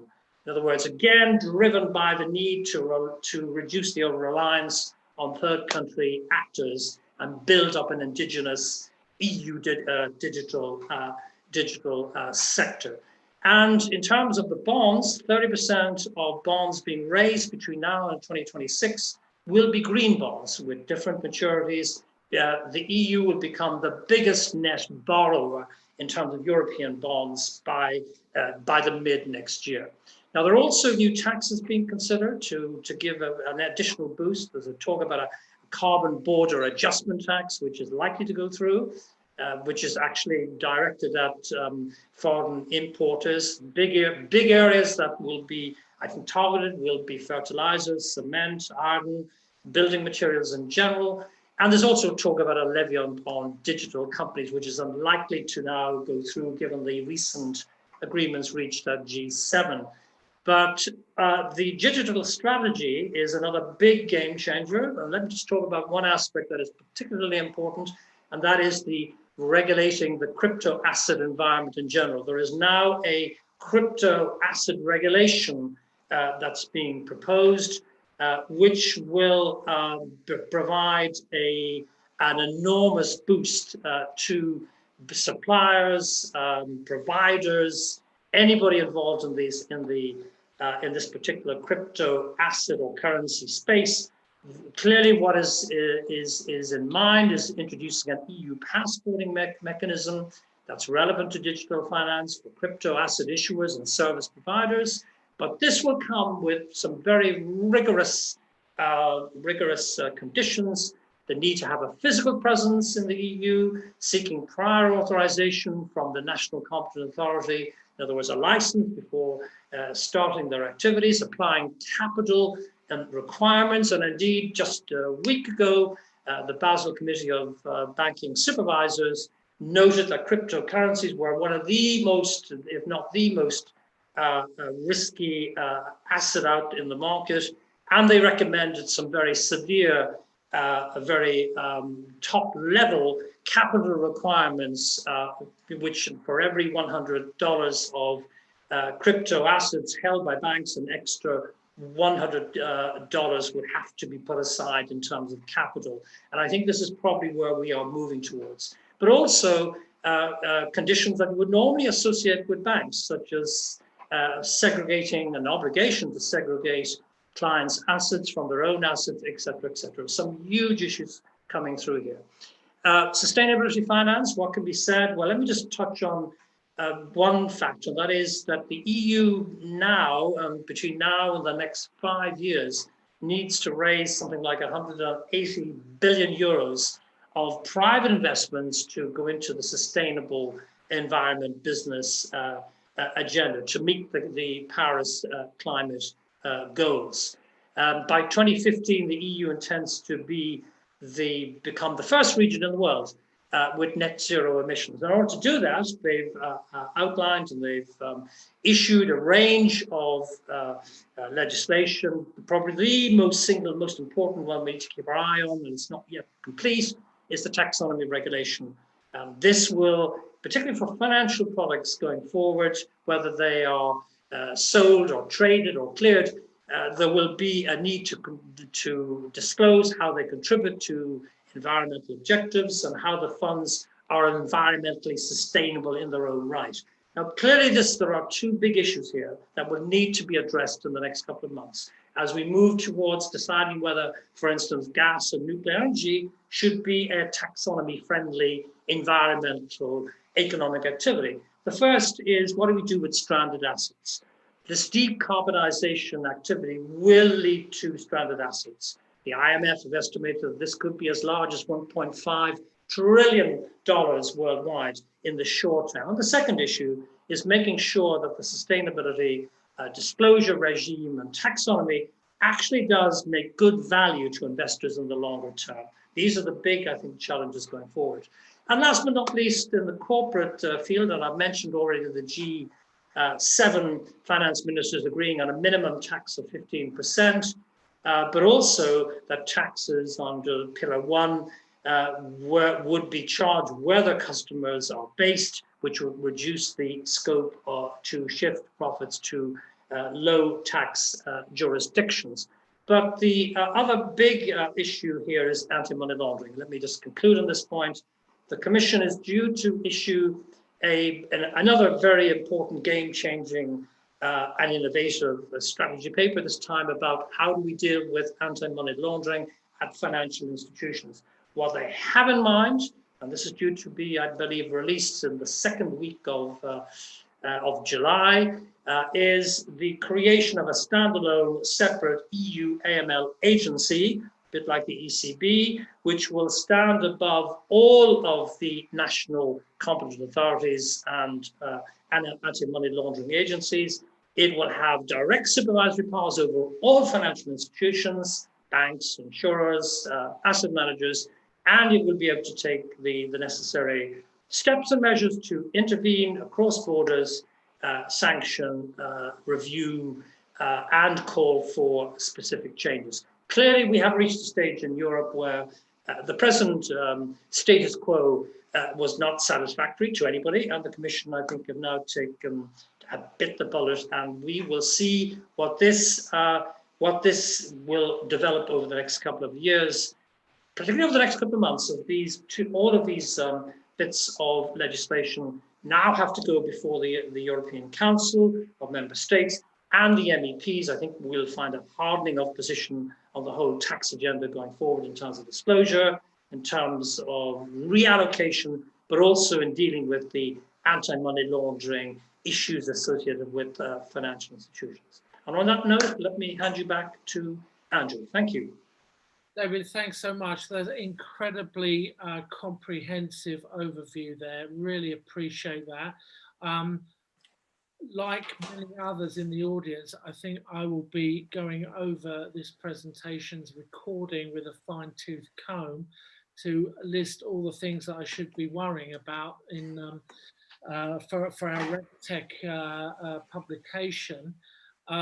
So on that note, I should mention to people that the recording will be available for some time, that you will be able to share them with your team members, and we encourage you to do so. So let's see, we're tight for time, but I'd like to just come back to David. There's a couple of things in the Slido that I'll conflate around, you won't be surprised, David, around divergence and the issues of the risks of divergence, and in particular divergence around MiFID II. So how do you see things? What are the risks in terms of divergence, and how can what's the prospects for some kind of equivalence being reached? Right. Well, I think we have to accept that we're in a period of post-divorce, and I think we've got to let the tempers simmer down a bit. We're still in a very awkward position. There's clearly we have to give time to developing and re-establishing trust between the EU and the United Kingdom. But this is not about the United Kingdom, Andrew. This is also about all third countries. As I mentioned in my presentation, there is a general concern that the EU, as expressed in its strategic autonomy paper, is concerned about the over-reliance on third country financial actors in general, whether it be in banking or insurance, or, well, less so in insurance, I have to say, but in fund management. But specifically with regards to the United Kingdom, yes, there will be divergence, particularly and notably in the MiFID regime. There are certain areas which the United Kingdom was never happy about, although they were a major constructive contributing factor to negotiations when I was following the MiFID II, MiFIR negotiations. But there were still things that they were unhappy with. The whole inducement regime comes to mind, the dark pool restrictions, the trading commissions versus the SME research, small cap research issue. All of these issues, I think, will become permanent divergent factors going forward vis-a-vis the rest of Europe.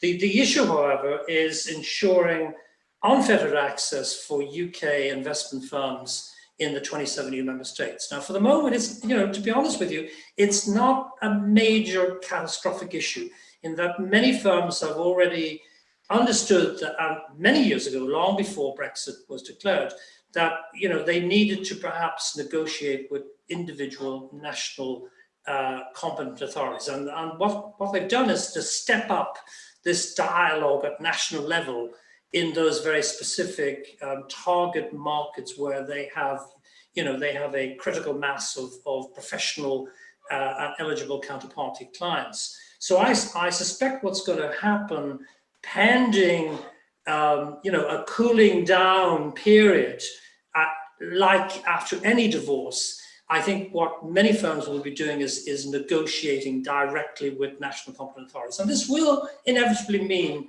additional due diligence, which they didn't have to worry about up to now. It may even mean having to set up a fully capitalized subsidiary. Certainly branches are going to have to be reviewed in any event by the EU vis-a-vis all third countries, as I mentioned earlier on.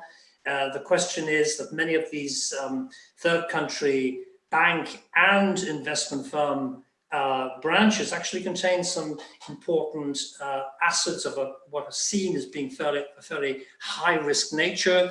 There's also a lot of branches actually trading across frontiers and transacting across frontiers, which is not stricto sensu allowed under the rules. But all these issues will have to be resolved. So my final word is, I think we need to wait until the revisions on MiFID and AIFMD in particular are issued at the end of the year, because there will have to be a separate chapter devoted to third country arrangements. The ideal solution, I think, in most people's minds is to have some form of shared supervisory responsibility. In other words, particularly if you're operating as branches from a third country, where the home state supervisor continues to supervise the branches in the rest of the world. Clearly, that particular model is under review, and we may end up with a hybrid type system of shared home and host state supervisory arrangements, which I think would remove a big issue in the minds of many regulators in Europe, which is what they don't want is a concentration of risks in a third country vis-a-vis eligible counterparties and professional clients based in a couple of the 27 EU member states. Very good. Okay. Well, certainly a lot to be keeping an eye on there. David, thanks so much for your overview today. It's been absolutely fascinating. Much appreciated. Look forward to seeing you back with us soon. Thanks, David. Thank you. Okay, let's move on with the program. Next up, we have another of our RegTech startup elevator pitches. This one is from Evidology Systems. So over to Evidology.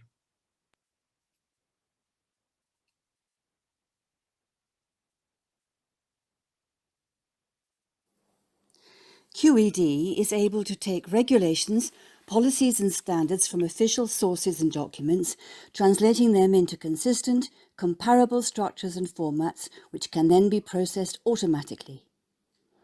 It not only stores the requirements but also the operational controls needed to stay compliant with their inherent risks. QED also allows companies to distribute their models along globally distributed supply chains using an industry-standard means of versioning. Uniquely, QED is able to work in real time, unlike current RegTech technologies based on data aggregation technologies.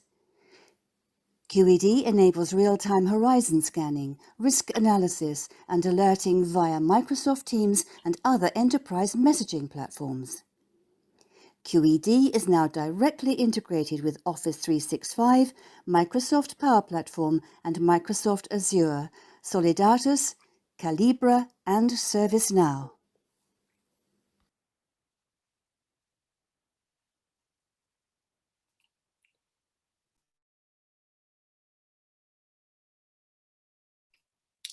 Thank you to Evidology for that.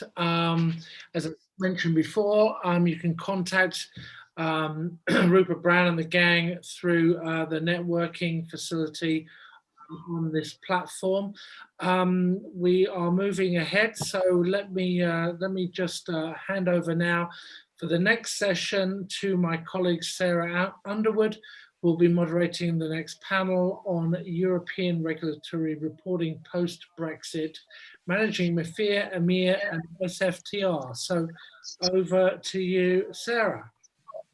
Thank you very much indeed, Andrew. And as Andrew said, our next panel is about European regulatory reporting post-Brexit, all about managing MiFIR, EMIR, and SFTR. I'm going to ask our panelists to introduce themselves. So Melanie, would you like to start? Tell us what you do and why this interests you. Certainly. So my name is Melanie Bristow. I've been working on regulatory programs for about 10 years now. I spent 8 years at JP Morgan and now 6 years with UBS. I've been managing SFTR and sort of wrapping that up at the moment, focusing on what's coming next, which is for us EMEA refit, and very much interested in how this landscape changes. Thank you very much indeed. Philip, coming to you. Hi, I'm Phil Flood. I'm Business Development Director for Regulatory and STP Services at Gresham. We provide end-to-end reporting services, reconciliation and control across multiple jurisdictions. Thank you very much indeed. And Matt. Thank you. Yes, my name is Matt Chapman. I'm a Managing Director with ACA Global, and I'm the co-lead of the ACA Regulatory Reporting, Monitoring and Assurance team, that we more commonly refer to as ARMA, which looks after a range of reporting regimes. Prior to joining ACA, I spent over 10 years in in-house compliance roles at buy and sell side firms, and as part of that was very much involved in some of the implementation of these regimes. Thank you, Matt. And coming to you, Nicholas. Thank you. So my name is Nicholas Anderson. I work at Compliance Solutions Strategies as a regulatory specialist, where I focus specifically on SFTR, EMIR, and MIFIR, enabling a handful of buy-side and sell-side clients to report these regulations. And I've been working in the business for about 10 years, from the inception of EMIR and onwards. Fantastic. Thank you all, and thank you all for joining us today. It's really nice to host such experts for our conversation. But before we start the conversation, let's run a quick poll question, see what our audience is thinking in this area. And the question is, what do you consider to be the biggest burden that the post-Brexit regulatory reporting regime has created for your organization? Your options are managing dual reporting, containing costs and additional complexity from reporting, tracking the divergence of UK and EU rulemaking, which we've just talked a little bit about, lack of certainty on UK requirements, and difficulty discerning which regulators you must report to. And while you have to think about that and place your votes, let me come to you, Nicholas, to talk about the post-Brexit reporting requirements for MIFIR, EMIR, and SFTR, and what challenges they raise. Absolutely. So post-Brexit, actually, there hasn't been any material changes to either the UK side or the ESMA side since the actual breakup between UK and EU. So I think that the biggest challenges lies within the dual reporting themselves, with new fields in the UK for MIFIR, managing that dual database if you have a dual obligation both in the EU and in the UK. Need to have greater control about the counterparties, where they are domiciled, where you are domiciled, where there are reconciliation happening with two-sided, or if it's a one-side transaction and so on. So that's still the biggest divergence between the two. Then there are, of course, new Q&As released by ESMA about, for example, the risk-free rate transition and so on, which slightly differs from the UK side. So there's some divergence in how to handle these things. And the UK EMIR refit, also the onshored legislation, do have some amendments regarding small financial counterparties and exemption for clearing obligations. So there's still quite subtle differences. So the big thing is still that the dual-sided, the two regulations instead of one. Okay, thank you, Melanie. What would you add there in terms of changes and challenges? So I absolutely agree with what Nicholas just said. The two biggest changes being reporting to two, if you're subject to it, reporting to separate trade repositories, two regimes, and then also the differences or divergence in their requirements. Essentially here for SFTR, it would be that there was no phase 4 for the FCA side of it. I think from my perspective, as a program, the greatest challenge for SFTR was the relatively near go live of SFTR having to accommodate Brexit changes as well. So we had phase 1 and 2 that went live. We were still in the throes of that, and then had to divert our focus and split it between phase 3 of SFTR and phase 4, as well as Brexit. And that, making changes upon changes is even more challenging than just meeting the obligations as it stood. So I think the changing environment is one of the key challenges I would call out. Thank you, Melanie. Let's see the poll results, if we may. Aha! Some similarities and some differences. Melanie, would you like to comment on that? So I don't think that this is surprising. It's good to see that you know, we're kind of in the same vein, tracking the divergence, managing deal reporting, lack of certainty. I think this does echo some of the challenges that we've been facing in Brexit. I don't really have anything else to add here. Okay. Philip, would you like to comment on those poll results as you would expect? Yeah, I think so. We thought tracking divergence and managing deal reporting would feature highly.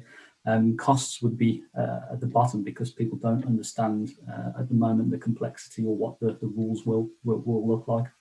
Obviously, we've transitioned EU rules across to make the migration a little easier. So I don't think there's any surprises with the divergence. I think cost probably, if you ask the same question next year, would feature more highly because firms obviously don't like changes to existing regulations because it encompasses such a large part of their technology and infrastructure, from changes to OMSs, EMSs, post-trade APIs, and other technologies, because no one owns that workflow. It's all very fragmented. No one owns the soup to nuts. So I completely understand the reasons that people have chose that. But as I say, maybe in the future, next year, we'll start to see far higher numbers picking cost as the changes and the need to adapt becomes more defined. Lovely. Thank you very much indeed, both. And coming back to you, Melanie, on a broad basis, how has Brexit changed the transaction reporting landscape in the EU and UK, and how quickly and effectively are firms responding?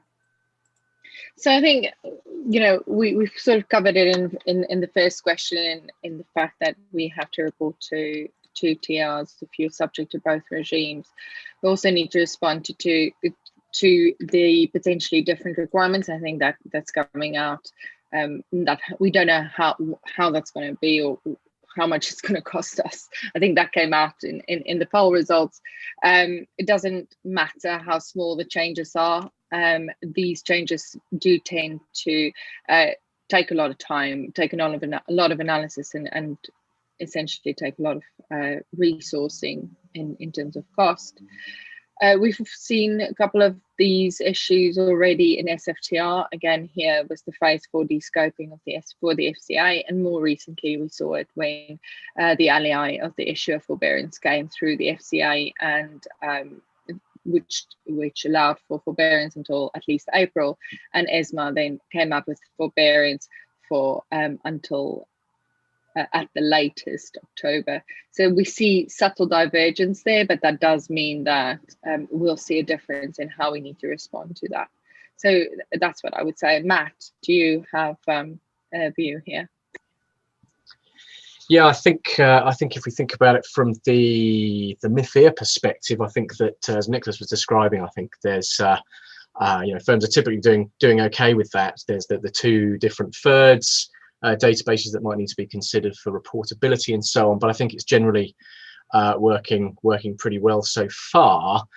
As things start to diverge, I think we're going to see that, you know, the problems start to emerge on that front. But I think that EMEA in particular is a very different story, because we know already that regulators, ESMA in particular, have been quite concerned for some time about data quality.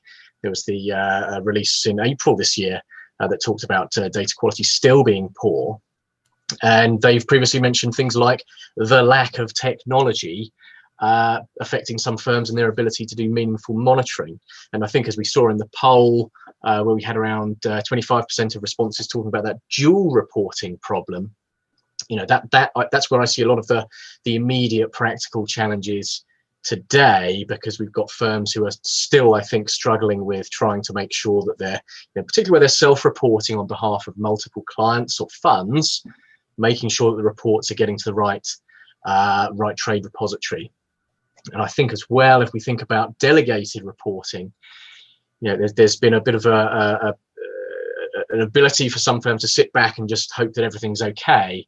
But with the changes under Brexit, if firms aren't making sure that their delegated reporting agents, for example, are submitting their reports to the right TR, then it's effectively a situation of underreporting. Okay, thank you very much for that. And staying with you, over the past year and post-Brexit transition, financial institutions have had to make changes to their reporting processes. And what lessons have they learned? And is it going to help them meet the requirements in future? And going back to the question of cost, maybe it's too early to say, but is it going to help them save some money? Well, I think actually one of the most unexpected, but actually quite welcome outcomes of Brexit, and this was also the case with the Nexabide exit from the space, is that it's prompted firms, in some cases really forced firms, to revisit their reporting frameworks, to revisit the assumptions, the interpretations, and so on that have been baked in some cases for many years. Because to understand how things need to be reported in the new world, you really need to understand how you've been reporting up to this point. And I think that in doing that, in sort of lifting the lid on some of these arrangements, we've seen a lot of firms realizing that they've actually had some long-standing reporting problems, many of which I think stem from the belief that the regulators have talked endlessly about and they hate it, but it's just from that assumption that anything that reaches an arm or a trade repository is correct. If it doesn't get rejected, then it's correct. And that's just fundamentally wrong. So I think that idea of challenging assumptions, looking at your data quality, looking at your documentation, has come to the forefront thanks to Brexit and some other things, as I say. But I think that it needs to go further than that. We can't really only have firms looking at that in the event of geopolitical change like Brexit. It needs to be thinking about firms should be thinking about whenever other things change as well, internal arrangements, people, what you're trading, who you're trading for, and so on and so forth. So I think if that message has sunk in and gets carried forward in that way, then I think that'll actually be quite a positive. However, coming back to your cost point, that does of course cost money to stay on top of that. And that's where I think firms are starting to turn more to external technology providers and so on to try and really get a handle on that. Okay, thanks, Melanie. How have you seen that going along and lessons learned? So I agree with a lot of what Matt's saying. So internally, I think, I would look at this from an internal perspective and an external perspective. Internally, I see that there's an increase of centralization of the reporting approach. Firms have accepted that transaction reporting is here to stay, and they'll keep changing across, and these reporting requirements will keep changing across multiple jurisdictions. We need to look for efficiency improvement and economies of scale. So for me, that speaks to the cost point.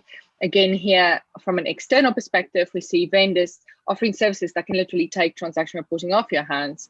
Clearly, you still remain regulatory obliged to look at what that output looks like, but these guys, the vendors, are generally, well served to cover your needs or supplement your activities. So if you are centralizing it in-house, you tend to supplement your activities with at least quality assurance, data quality assurance, overall performance increase by reconciliation and other methods. We also see more participation in the trade associations. This is especially increased in the SFTR space. We see how best practice has helped us to navigate these implementations. I think as a rule, will now sort of set the stage for how we go forward and what firms will be expecting the level of engagement to look like, how we say cross the road on amber when it comes to requirements and the implementation thereof. Thank you very much indeed. Philip, a lot's been said. Do you have anything to add here?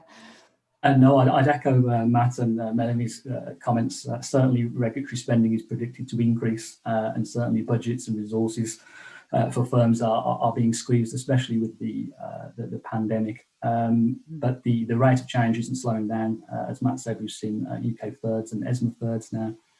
We've got counterparties that need to report to UK EMEA instead of EU EMEA using UK trade repositories. So that dual reporting again adds cost and operational inefficiencies. And the UK not implementing phase 4 of SFTR or SDR next year as well. And we've started to see a bit of deregulation as well that firms may need to cope with. Obviously, UK and EU are trying to be financial centres, and regulation causes complexity. So sometimes removing that from the equation might also cause firms operational problems. We've seen that at the moment with RTS 27, which is currently suspended, and RTS 28 that's under review. And both of those may change under EU, but be removed under UK. So to Melanie's point, consolidating the transaction reporting and being strategic with it across the enterprise, as opposed to having tactical point-to-point solutions that initially are cheaper to implement, but the ongoing cost is obviously a burden, especially when things change. The adaptability and flexibility is certainly needed. Excellent. Thank you all for that. That was a big question with some big answers. Thank you very much indeed. And thank you coming to you, Nicholas, and getting more specific. How best can firms approach data management for dual reporting across both the EU and UK regulatory regimes? That's obviously, from our poll question, something quite significant at the moment. And how can they approach this? No, I have to agree with everything Matt, Philip, and Melanie just said, with the strategic instead of the tactical solution, moving into the more consolidated way of using data. And I would say there's no single correct answer. It depends on if you're a big firm, if you're a small firm. There's no one model fits all, but that consolidation and using the tools available in a strategic view is something that is key going forward with this adaptability that we just talked about, that regulations are ever changing. They have been for the last 10 years or so, and they will be in the forward as well. I think that it's seeing the data as an asset is something that is key as well. As mentioned as well, that the cost of regulatory reporting will increase, but the data is also something that you, as a firm, can use to increase efficiency, see patterns, reconcile where you have the most efficient trading streams and so on. So having sort of a regulatory book of records based on the regulatory data is something that is very useful, and make use and reuse all that data when you have it readily available. Okay, that's great. Melanie, what would you add in terms of dual reporting and how to approach it? So I think, for this particular point, I think I would focus on what we hope in the future could help us get better at this. And I think there are initiatives that the trade associations have tackled around common data models. So I'm hoping that somehow that could help us move towards better data and quality. And then, just pushing on authoritative data sources, pushing third parties, CCPs, trade venues to give us what we need, because they're not directly regulated. Often the data often has to be subject to applying a set of rules, or stitching things together, or doing some calculation in order to comply to the regulation. I think as a industry, we should be pushing for authoritative data sources to provide us with what we need, so that it can be easily derived and correct to start with. Thank you very much indeed. And moving on, Philip, let me come to you to talk about the kinds of RegTech solutions that are helpful here, and how they can be used and integrated into existing reporting infrastructures. Certainly the migration to cloud, and perhaps the pandemic has sped up the reviews of how people's reporting frameworks are used, and looking for that sort of unified cloud-based holistic experience across regulations certainly is a key theme that we've seen. Obviously, RegTechs were innovators. We're using AI to look at transaction reporting and matching. But also we specialize in a lot of different technologies. So a lot of the reporting is big data, and that is very well aligned to cloud-based solutions where there's a need to scale. And also we come with libraries of adapters and connections to various OMSs and EMSs that can be managed to do the whole workflow process. A lot of the time with regulatory reporting, problems occur outside or upstream of the reporting process. The reporting process is only as good as the data you give it, and if you have a reconciliation solution, it can highlight where some of those problems exist, so you can optimize the reporting solution.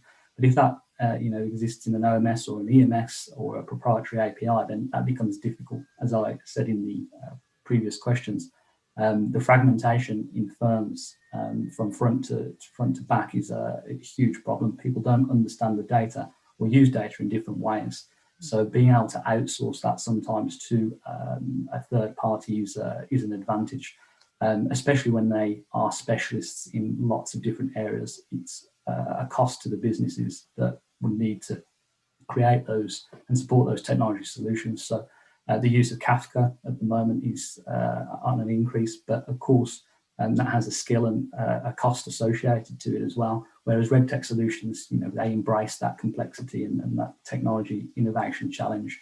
As well, they can be complementary to in-house solutions and other vendors, and certainly you need regulatory control, and sometimes not one vendor is going to provide the full solution. So being complementary and working with partners is important, especially when it comes to that reconciliation and optimization process. Looking at the different jurisdictions, being able to compare multiple data sources, all of that is important, and RegTech obviously can ease that burden, and also more importantly control cost, because sometimes the operational cost reaches that tipping point where they're getting a lot of breaks, manual error corrections, or reports, and that's when firms start to review their existing frameworks. Excellent, Matt. What would you add there in terms of RegTech to help do the job? Yeah, I think to follow on from that point about complementary solutions, at ACA we work with a lot of firms who pay very good money for things like rules engine services provided by ARMS and trade repositories, or indeed reporting platforms, as Philip's been describing, which is great, and that goes a really long way, but it shouldn't necessarily stop there, because it's also really important to understand that just appointing a reporting engine or service provider doesn't get you off the hook for the quality of your reporting, as was rightly mentioned a moment ago. You have to keep on challenging your assumptions and making sure that those systems are configured correctly, because if you haven't configured those systems correctly, perhaps by not reflecting all of the nuances of your particular trading scenarios, for example, then we end up in the kind of crap in, crap out situation, if you'll forgive my choice of phrase there.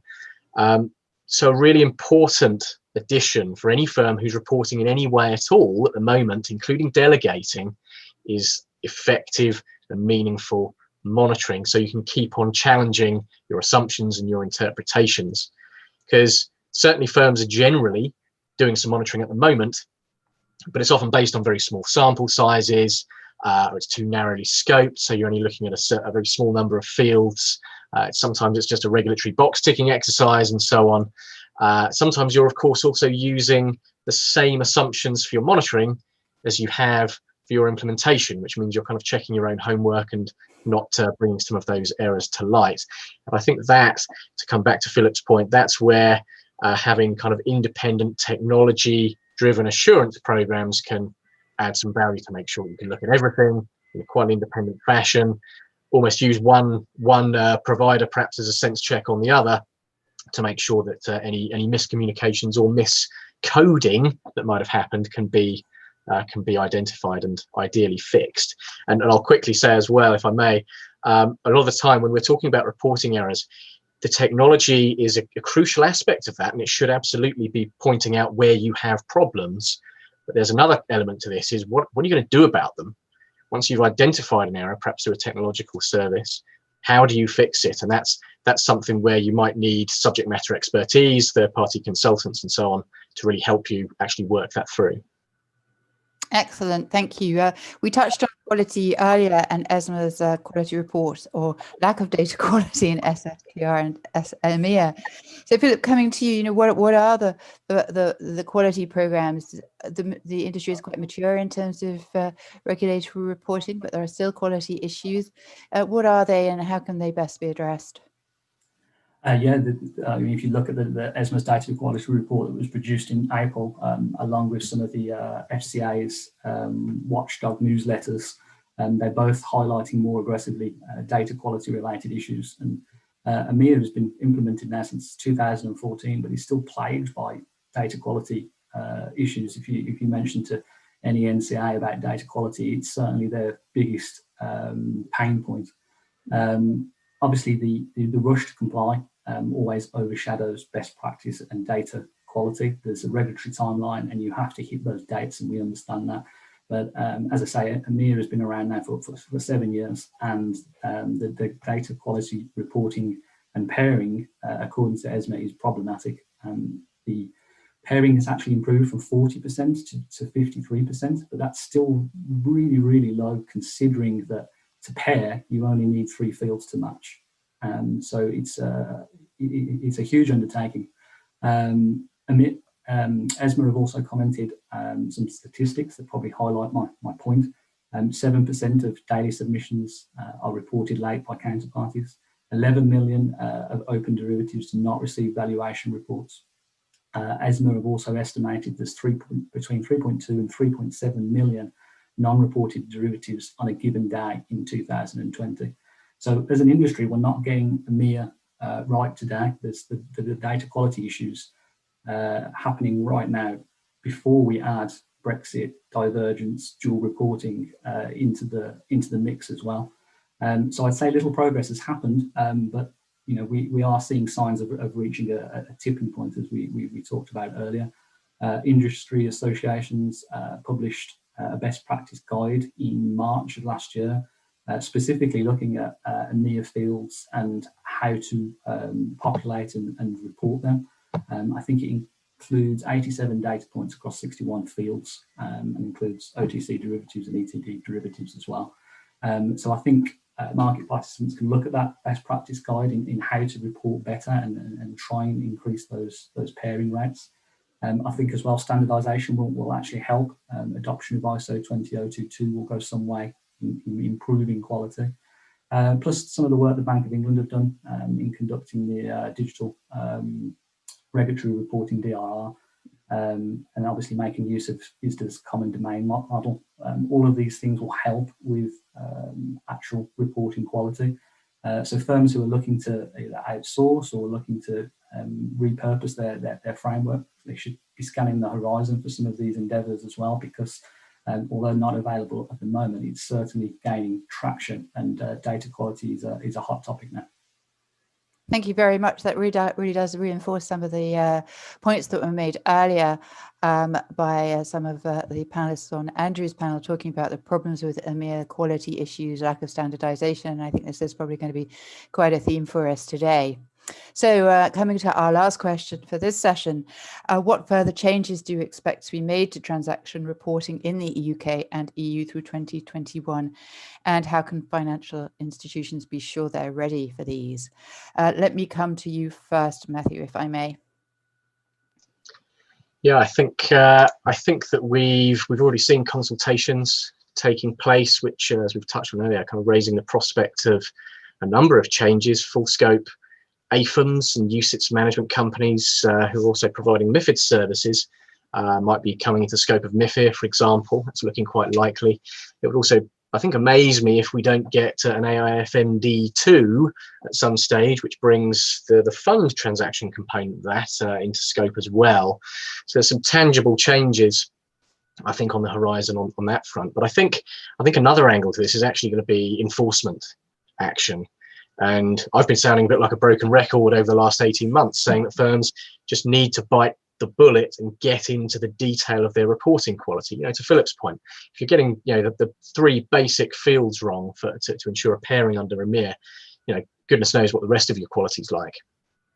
But it's a fact of life, unfortunately, that some firms are only really going to sit up and take notice when a financial penalty hits the headlines. So I think when we see that next reporting fine, I think we're going to see a lot of firms taking this more seriously. That I think will lead to the discovery of more problems. And I think that I can safely say from bitter experience myself that the longer that firms are leaving it to find those problems, the harder it's going to be to get them sorted, and the more embarrassing it's going to be and costly when you front up to the regulator. So I think the key for the future is get in there, get into the detail of the data. Okay, Melanie, what would you say in terms of getting ready? That is something that obviously, as a practitioner, you are doing. Yeah, absolutely. I mean, I completely agree with what Matt just said. That definitely makes me nervous, and I definitely am aware of it. I think from a firm perspective, we need to do the right thing. And I'm not talking here for UBS, I'm talking for firms. We need to get into the detail. We need to ensure that we understand our transaction reporting. And the thing is, the longer your transaction reporting is live, the bigger the issues that you face. So the larger the volume of mistakes you've made, and by the time you figure it out, it is a lot harder to fix. So I echo what he's just said. I think from my perspective, I would like to say, the biggest imminent upcoming change for me is EMEA refit. The draft rules indicates that this is not something that should be taken lightly. It is going to be significant, and from SFTR and MIFIR, we've learned we need to start now.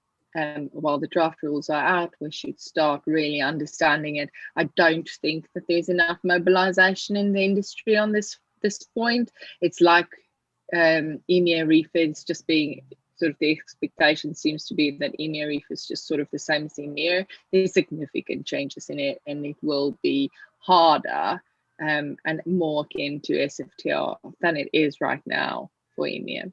We are also waiting to see what the FCA is going to do here. So here we see one of our first diversions. Currently, EMEA is part of the FCA. We have had indication that they're due to follow the same course, but we haven't had word of what that would be, or whether there's timeline differences or any other differences for that matter. So that information is what we are keen to have sooner rather than later. And then, generally, I'm expecting divergence across regulation.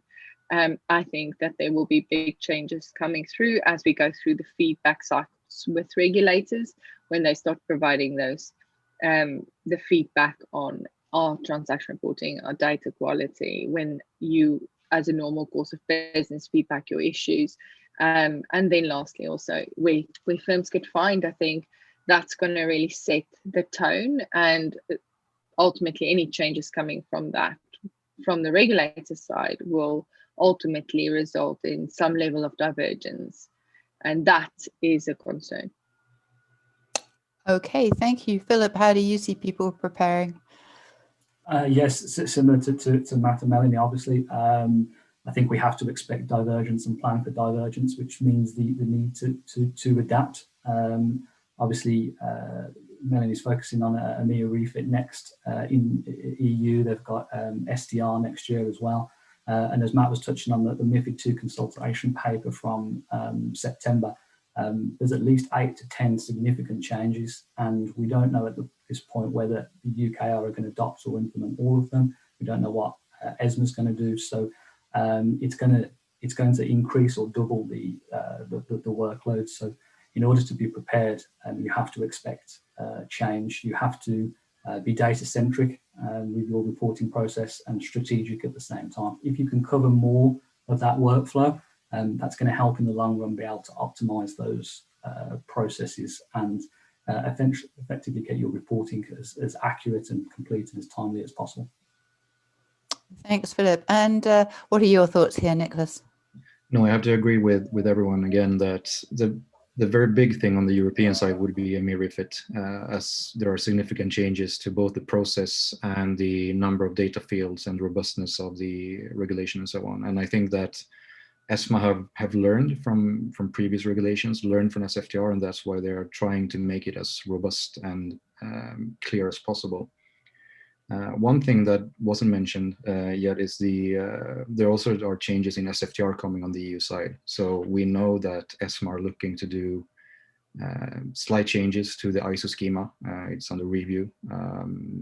We do not yet know exactly when that change will come, but there will be changes in SFTR, EMIR, and MIFIR, and possibly these changes might come simultaneously or in a short period of time.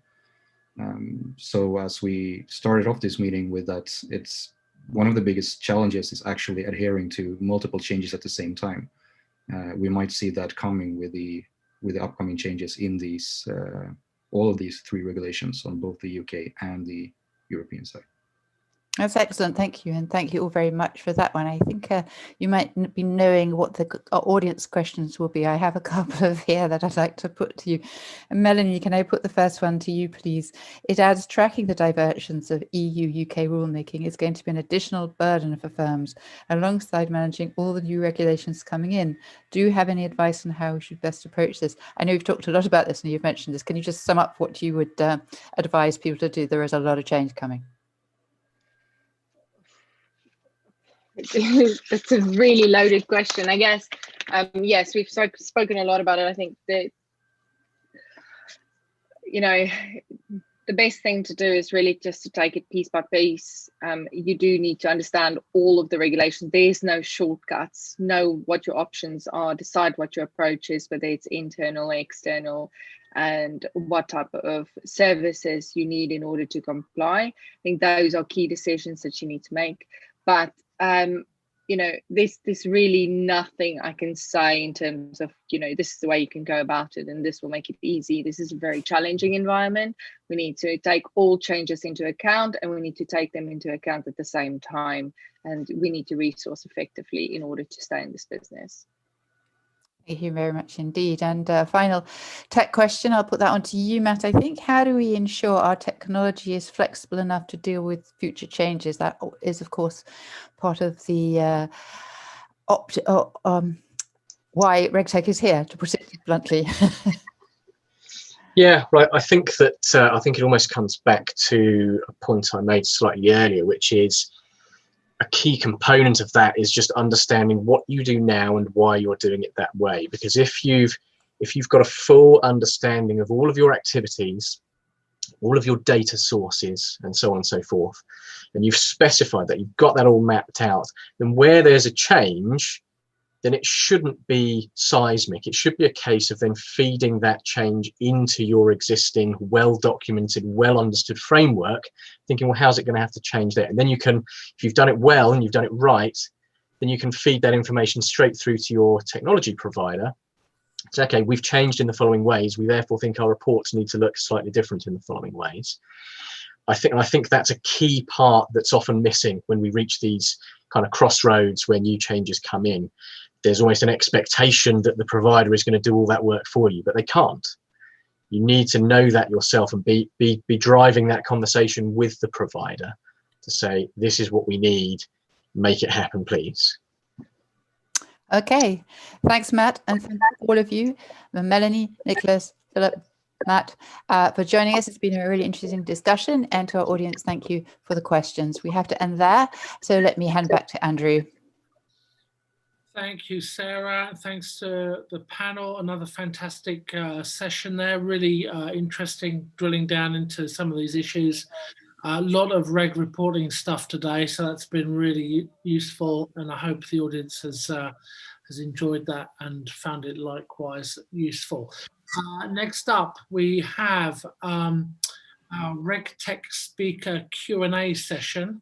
I'll be asking our next panel to join and saying farewell to our RegTech panel, our reg reporting panel. The idea here is that we will be tapping into the expertise of our speaker community and asking our experts really anything related to RegTech. So we welcome your questions. If you have any issues or implementation challenges you need advice for, I have a great panel here standing by ready to try and help. Please do go ahead and post your questions into Slido during the session, and we will do what we can to address your questions. Okay, so let's meet the panel first, and then we'll come to some questions and get a discussion going. Let's start with you, Alex Umbel, Chief Product Officer of Quantexa. Welcome. Give us a little bit of background, Alexa. Thank you, Andrew. Good morning, good afternoon, good evening, everyone. As mentioned, Alexa Umbel, Chief Product Officer here at Quantexa and a co-founder. My background is in kind of RegTech, fintech stuff. So if you've got questions, I've put trade AML and trade finance fraud solutions live with a number of global banks. So if you wanted to look at kind of approaches around joining together data, looking at collections and relationships, be delighted to answer those in amongst the other colleagues on the panel here. Thanks, Alexa. Next up, Simon Cole of Hivera. Hi there, Simon Cole, CEO of Hivera. It's great to be here. To give a bit of background, we really help organizations take control of their data, primarily their unstructured data, and making sense of it in light of all of the regulations around data privacy and everything else in that space. So happy to take questions in that area. Brilliant, thank you. Next, Jordan Domash, Relativity. Yeah, hey Andrew, hi everyone. I'm Jordan. I'm the GM of Relativity Trace, which is Relativity's communication surveillance platform, one half of the Relativity business. The rest of Relativity does investigation and e-discovery technology, so sifting through communications reactively and proactively. Brilliant, thank you. Michael Lehman, ACA Group. Hi everyone. As mentioned, I'm a partner at ACA. I work in our technology division and manage our surveillance business there. So happy to answer any questions related to trade surveillance or some of the work we do for our clients in communication surveillance or chaperoning and so forth. Brilliant, thank you. And finally, Ben Parker, eFlow. Hi all, I'm the CEO of eFlow. Our specialty is in trade lifecycle management, trade surveillance, regulatory reporting, and trade reconstruction. Happy to answer questions on any of them or general RegTech issues. Brilliant. Okay, so let's keep this as much of as a conversation as we can make it. We'll pull in some questions. There's some in here from Slido already. Guys, just feel free to jump in. So I'll direct the questions to one of you to start, and then if others want to chime in, then they should feel free. So first question here, I think I will put to Jordan. It says that with the rapid rise of communication channels, data continues to increase. How can surveillance technology ensure that organizations are capturing and reviewing the right communications? Yeah, it sounds like there's kind of two halves to this question. There's the capturing the right information, and there's the reviewing of the right information. So capturing, you need to make sure that you are appropriately capturing every communication channel that your organization uses. So if they're starting to use WhatsApp or WeChat or Zoom or Slack, you need to have a platform that can scale as your organization evolves and adapts to new communication channels. And each one's different, right? Email is very different from a chat, which has multiple parties communicating one platform, which is very different from a phone call, which is not easy to search and read without applying something like transcription or some other technology to sift through that content. And so I guess the first thing is make sure you have a platform that can capture everything and is appropriately built for that specific type of communication. On reviewing it, we could spend a whole webinar on how to set up a surveillance system to make sure that you're alerting on the appropriate content. The thing that I would say is one, before getting into technology, make sure you're really thoughtful about the risks to your business. And as you create rules and policies, they should map to the risks of your business and the populations that are at that risk. So, insider trading should apply to people with potential access to MNPI. On the technology side, there's a whole set of capabilities to detect risk and reduce false positives, everything from leveraging metadata, using artificial intelligence and NLP to detect risk, a whole set of artificial intelligence capabilities to reduce obvious junk like detecting spam or duplicative content or multiple emails in a thread. So there's a lot out there, and a lot of folks on this panel are happy to speak to the specifics. Very good, thank you. I mean, there are also privacy issues around this as well, right? Yeah.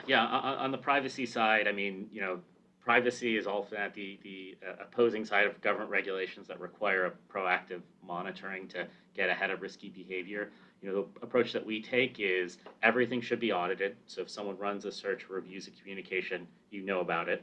And there should be permissions that focus your review teams on the content that is relevant to their specific activities. So an example is an alert is a triggering event that is reasonable enough to suspicion to actually look at a communication, and you should wall off the platform so not everyone can search every communication. It's really focused on the reviewing of alerts. Very good, thank you. Does anyone else have any thoughts around this sort of, the growth in communications channels and what that means for surveillance? One thing that we would recommend from ACA is a real review of your policies and procedures almost quarterly at this point. As we have remote workers and so forth, it's not addressing the surveillance, but it's understanding that employees need to be using approved channels of communication, not unapproved. So sending out a reviewed attestation or a renewed attestation on a more frequent basis, certainly at least it triggers their memory a bit, and it may keep them on your work phone and not on their personal phone and so forth. So that's another way to just get people thinking about the proper channels. Channels, very good. Okay, thank you.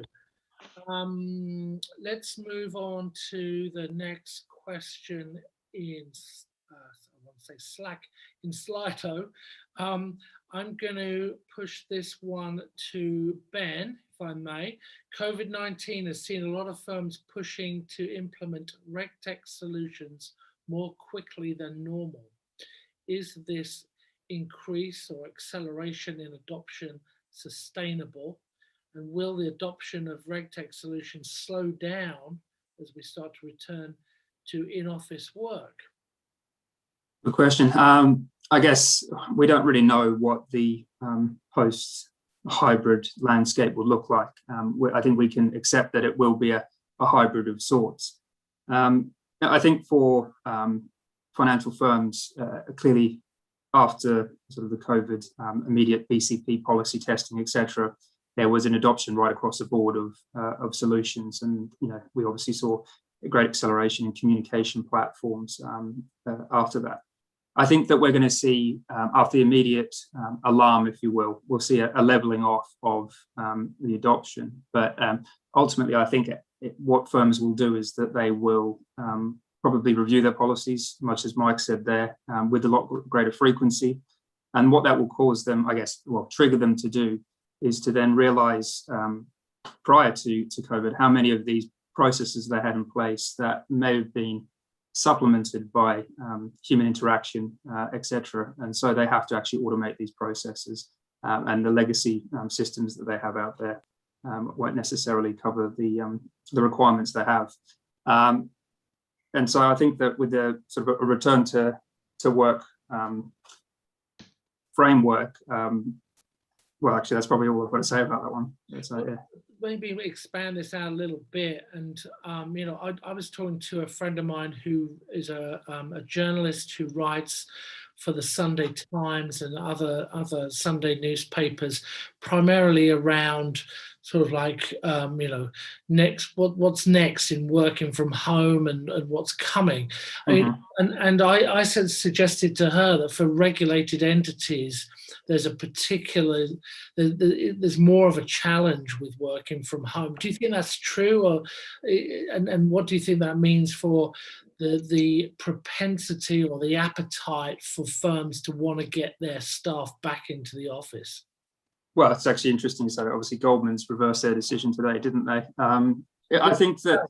Okay. Sorry, I didn't see that.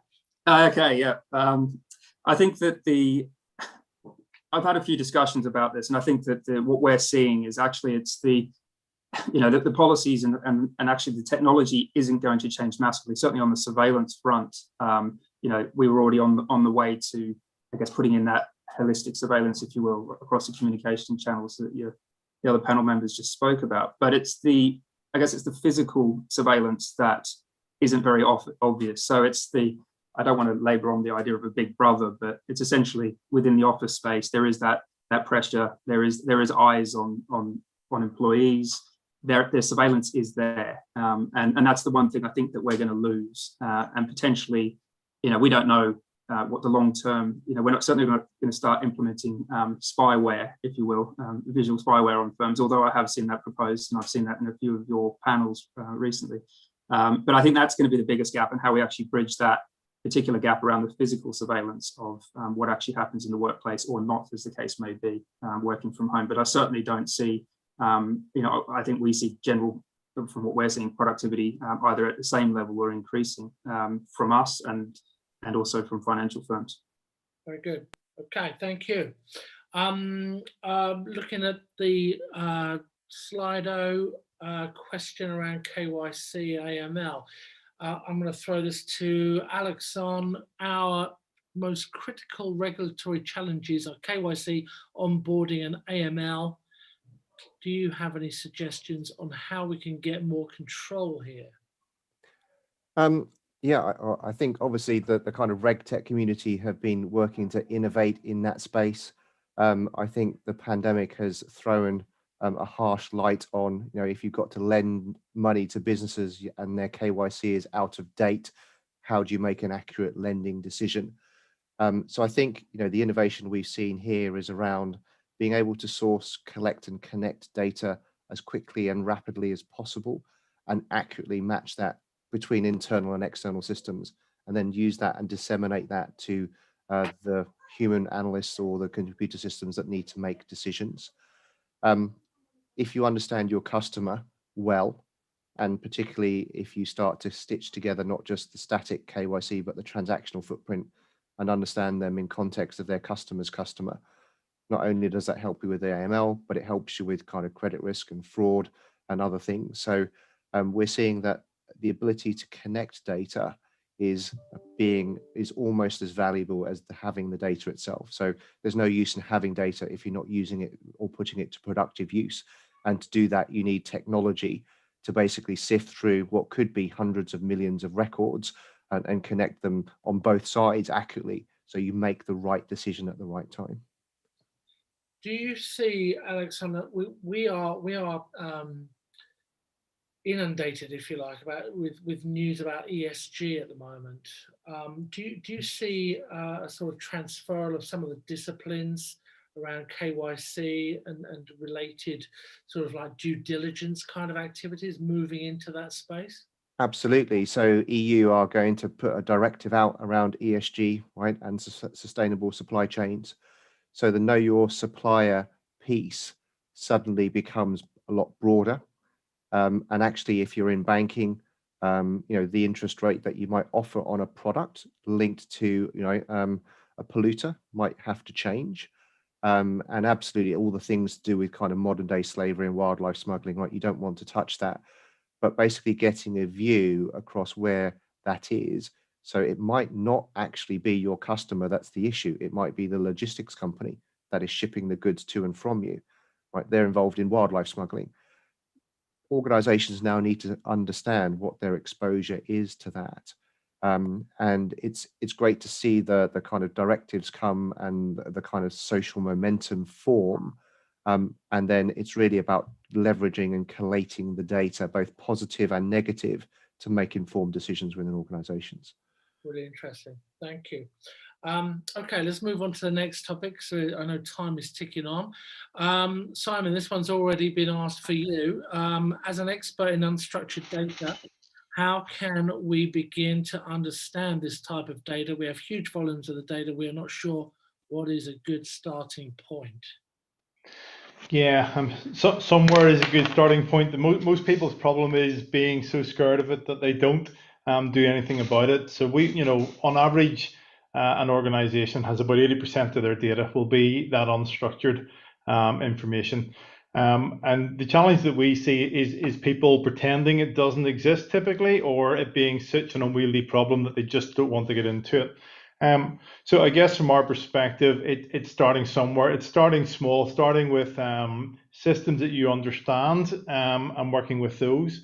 Or the other option that people do, which is pretty successful, is actually getting rid of the old legacy platforms.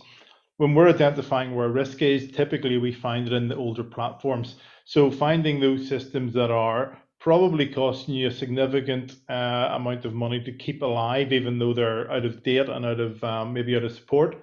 Finding those systems and saying, okay, what's the best thing I can do with this information? Analysis of those systems is actually very easy in this day and age, and certainly that's what we spend our lives doing for people, is telling them what they have. Once you understand that, the process of reducing that even by 40–50% has a massive impact on the risk that's stored within that data.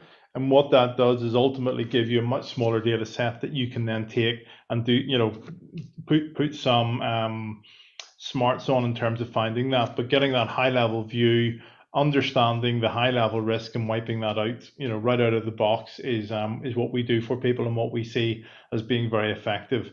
If you're sitting with petabytes of data and you don't know whether it's customer data, you don't know whether it's people meeting for lunch, or whether it's people doing transacting and making decisions on it, getting rid of that dross so that you can really get to the nub of the data is critical in the first instance. It was interesting on the panel earlier talking about data standards. We did a poll and the audience suggested that the lack of data standards around regulatory reporting is a real hindrance for their activities. I mean, what hope do we have when we look at the huge number of data sources that are potentially going to be input into sort of regulatory considerations going forward? Yeah, no, it's a massive challenge, and I think you're absolutely spot on in terms of that lack of regulation that there's been over the years.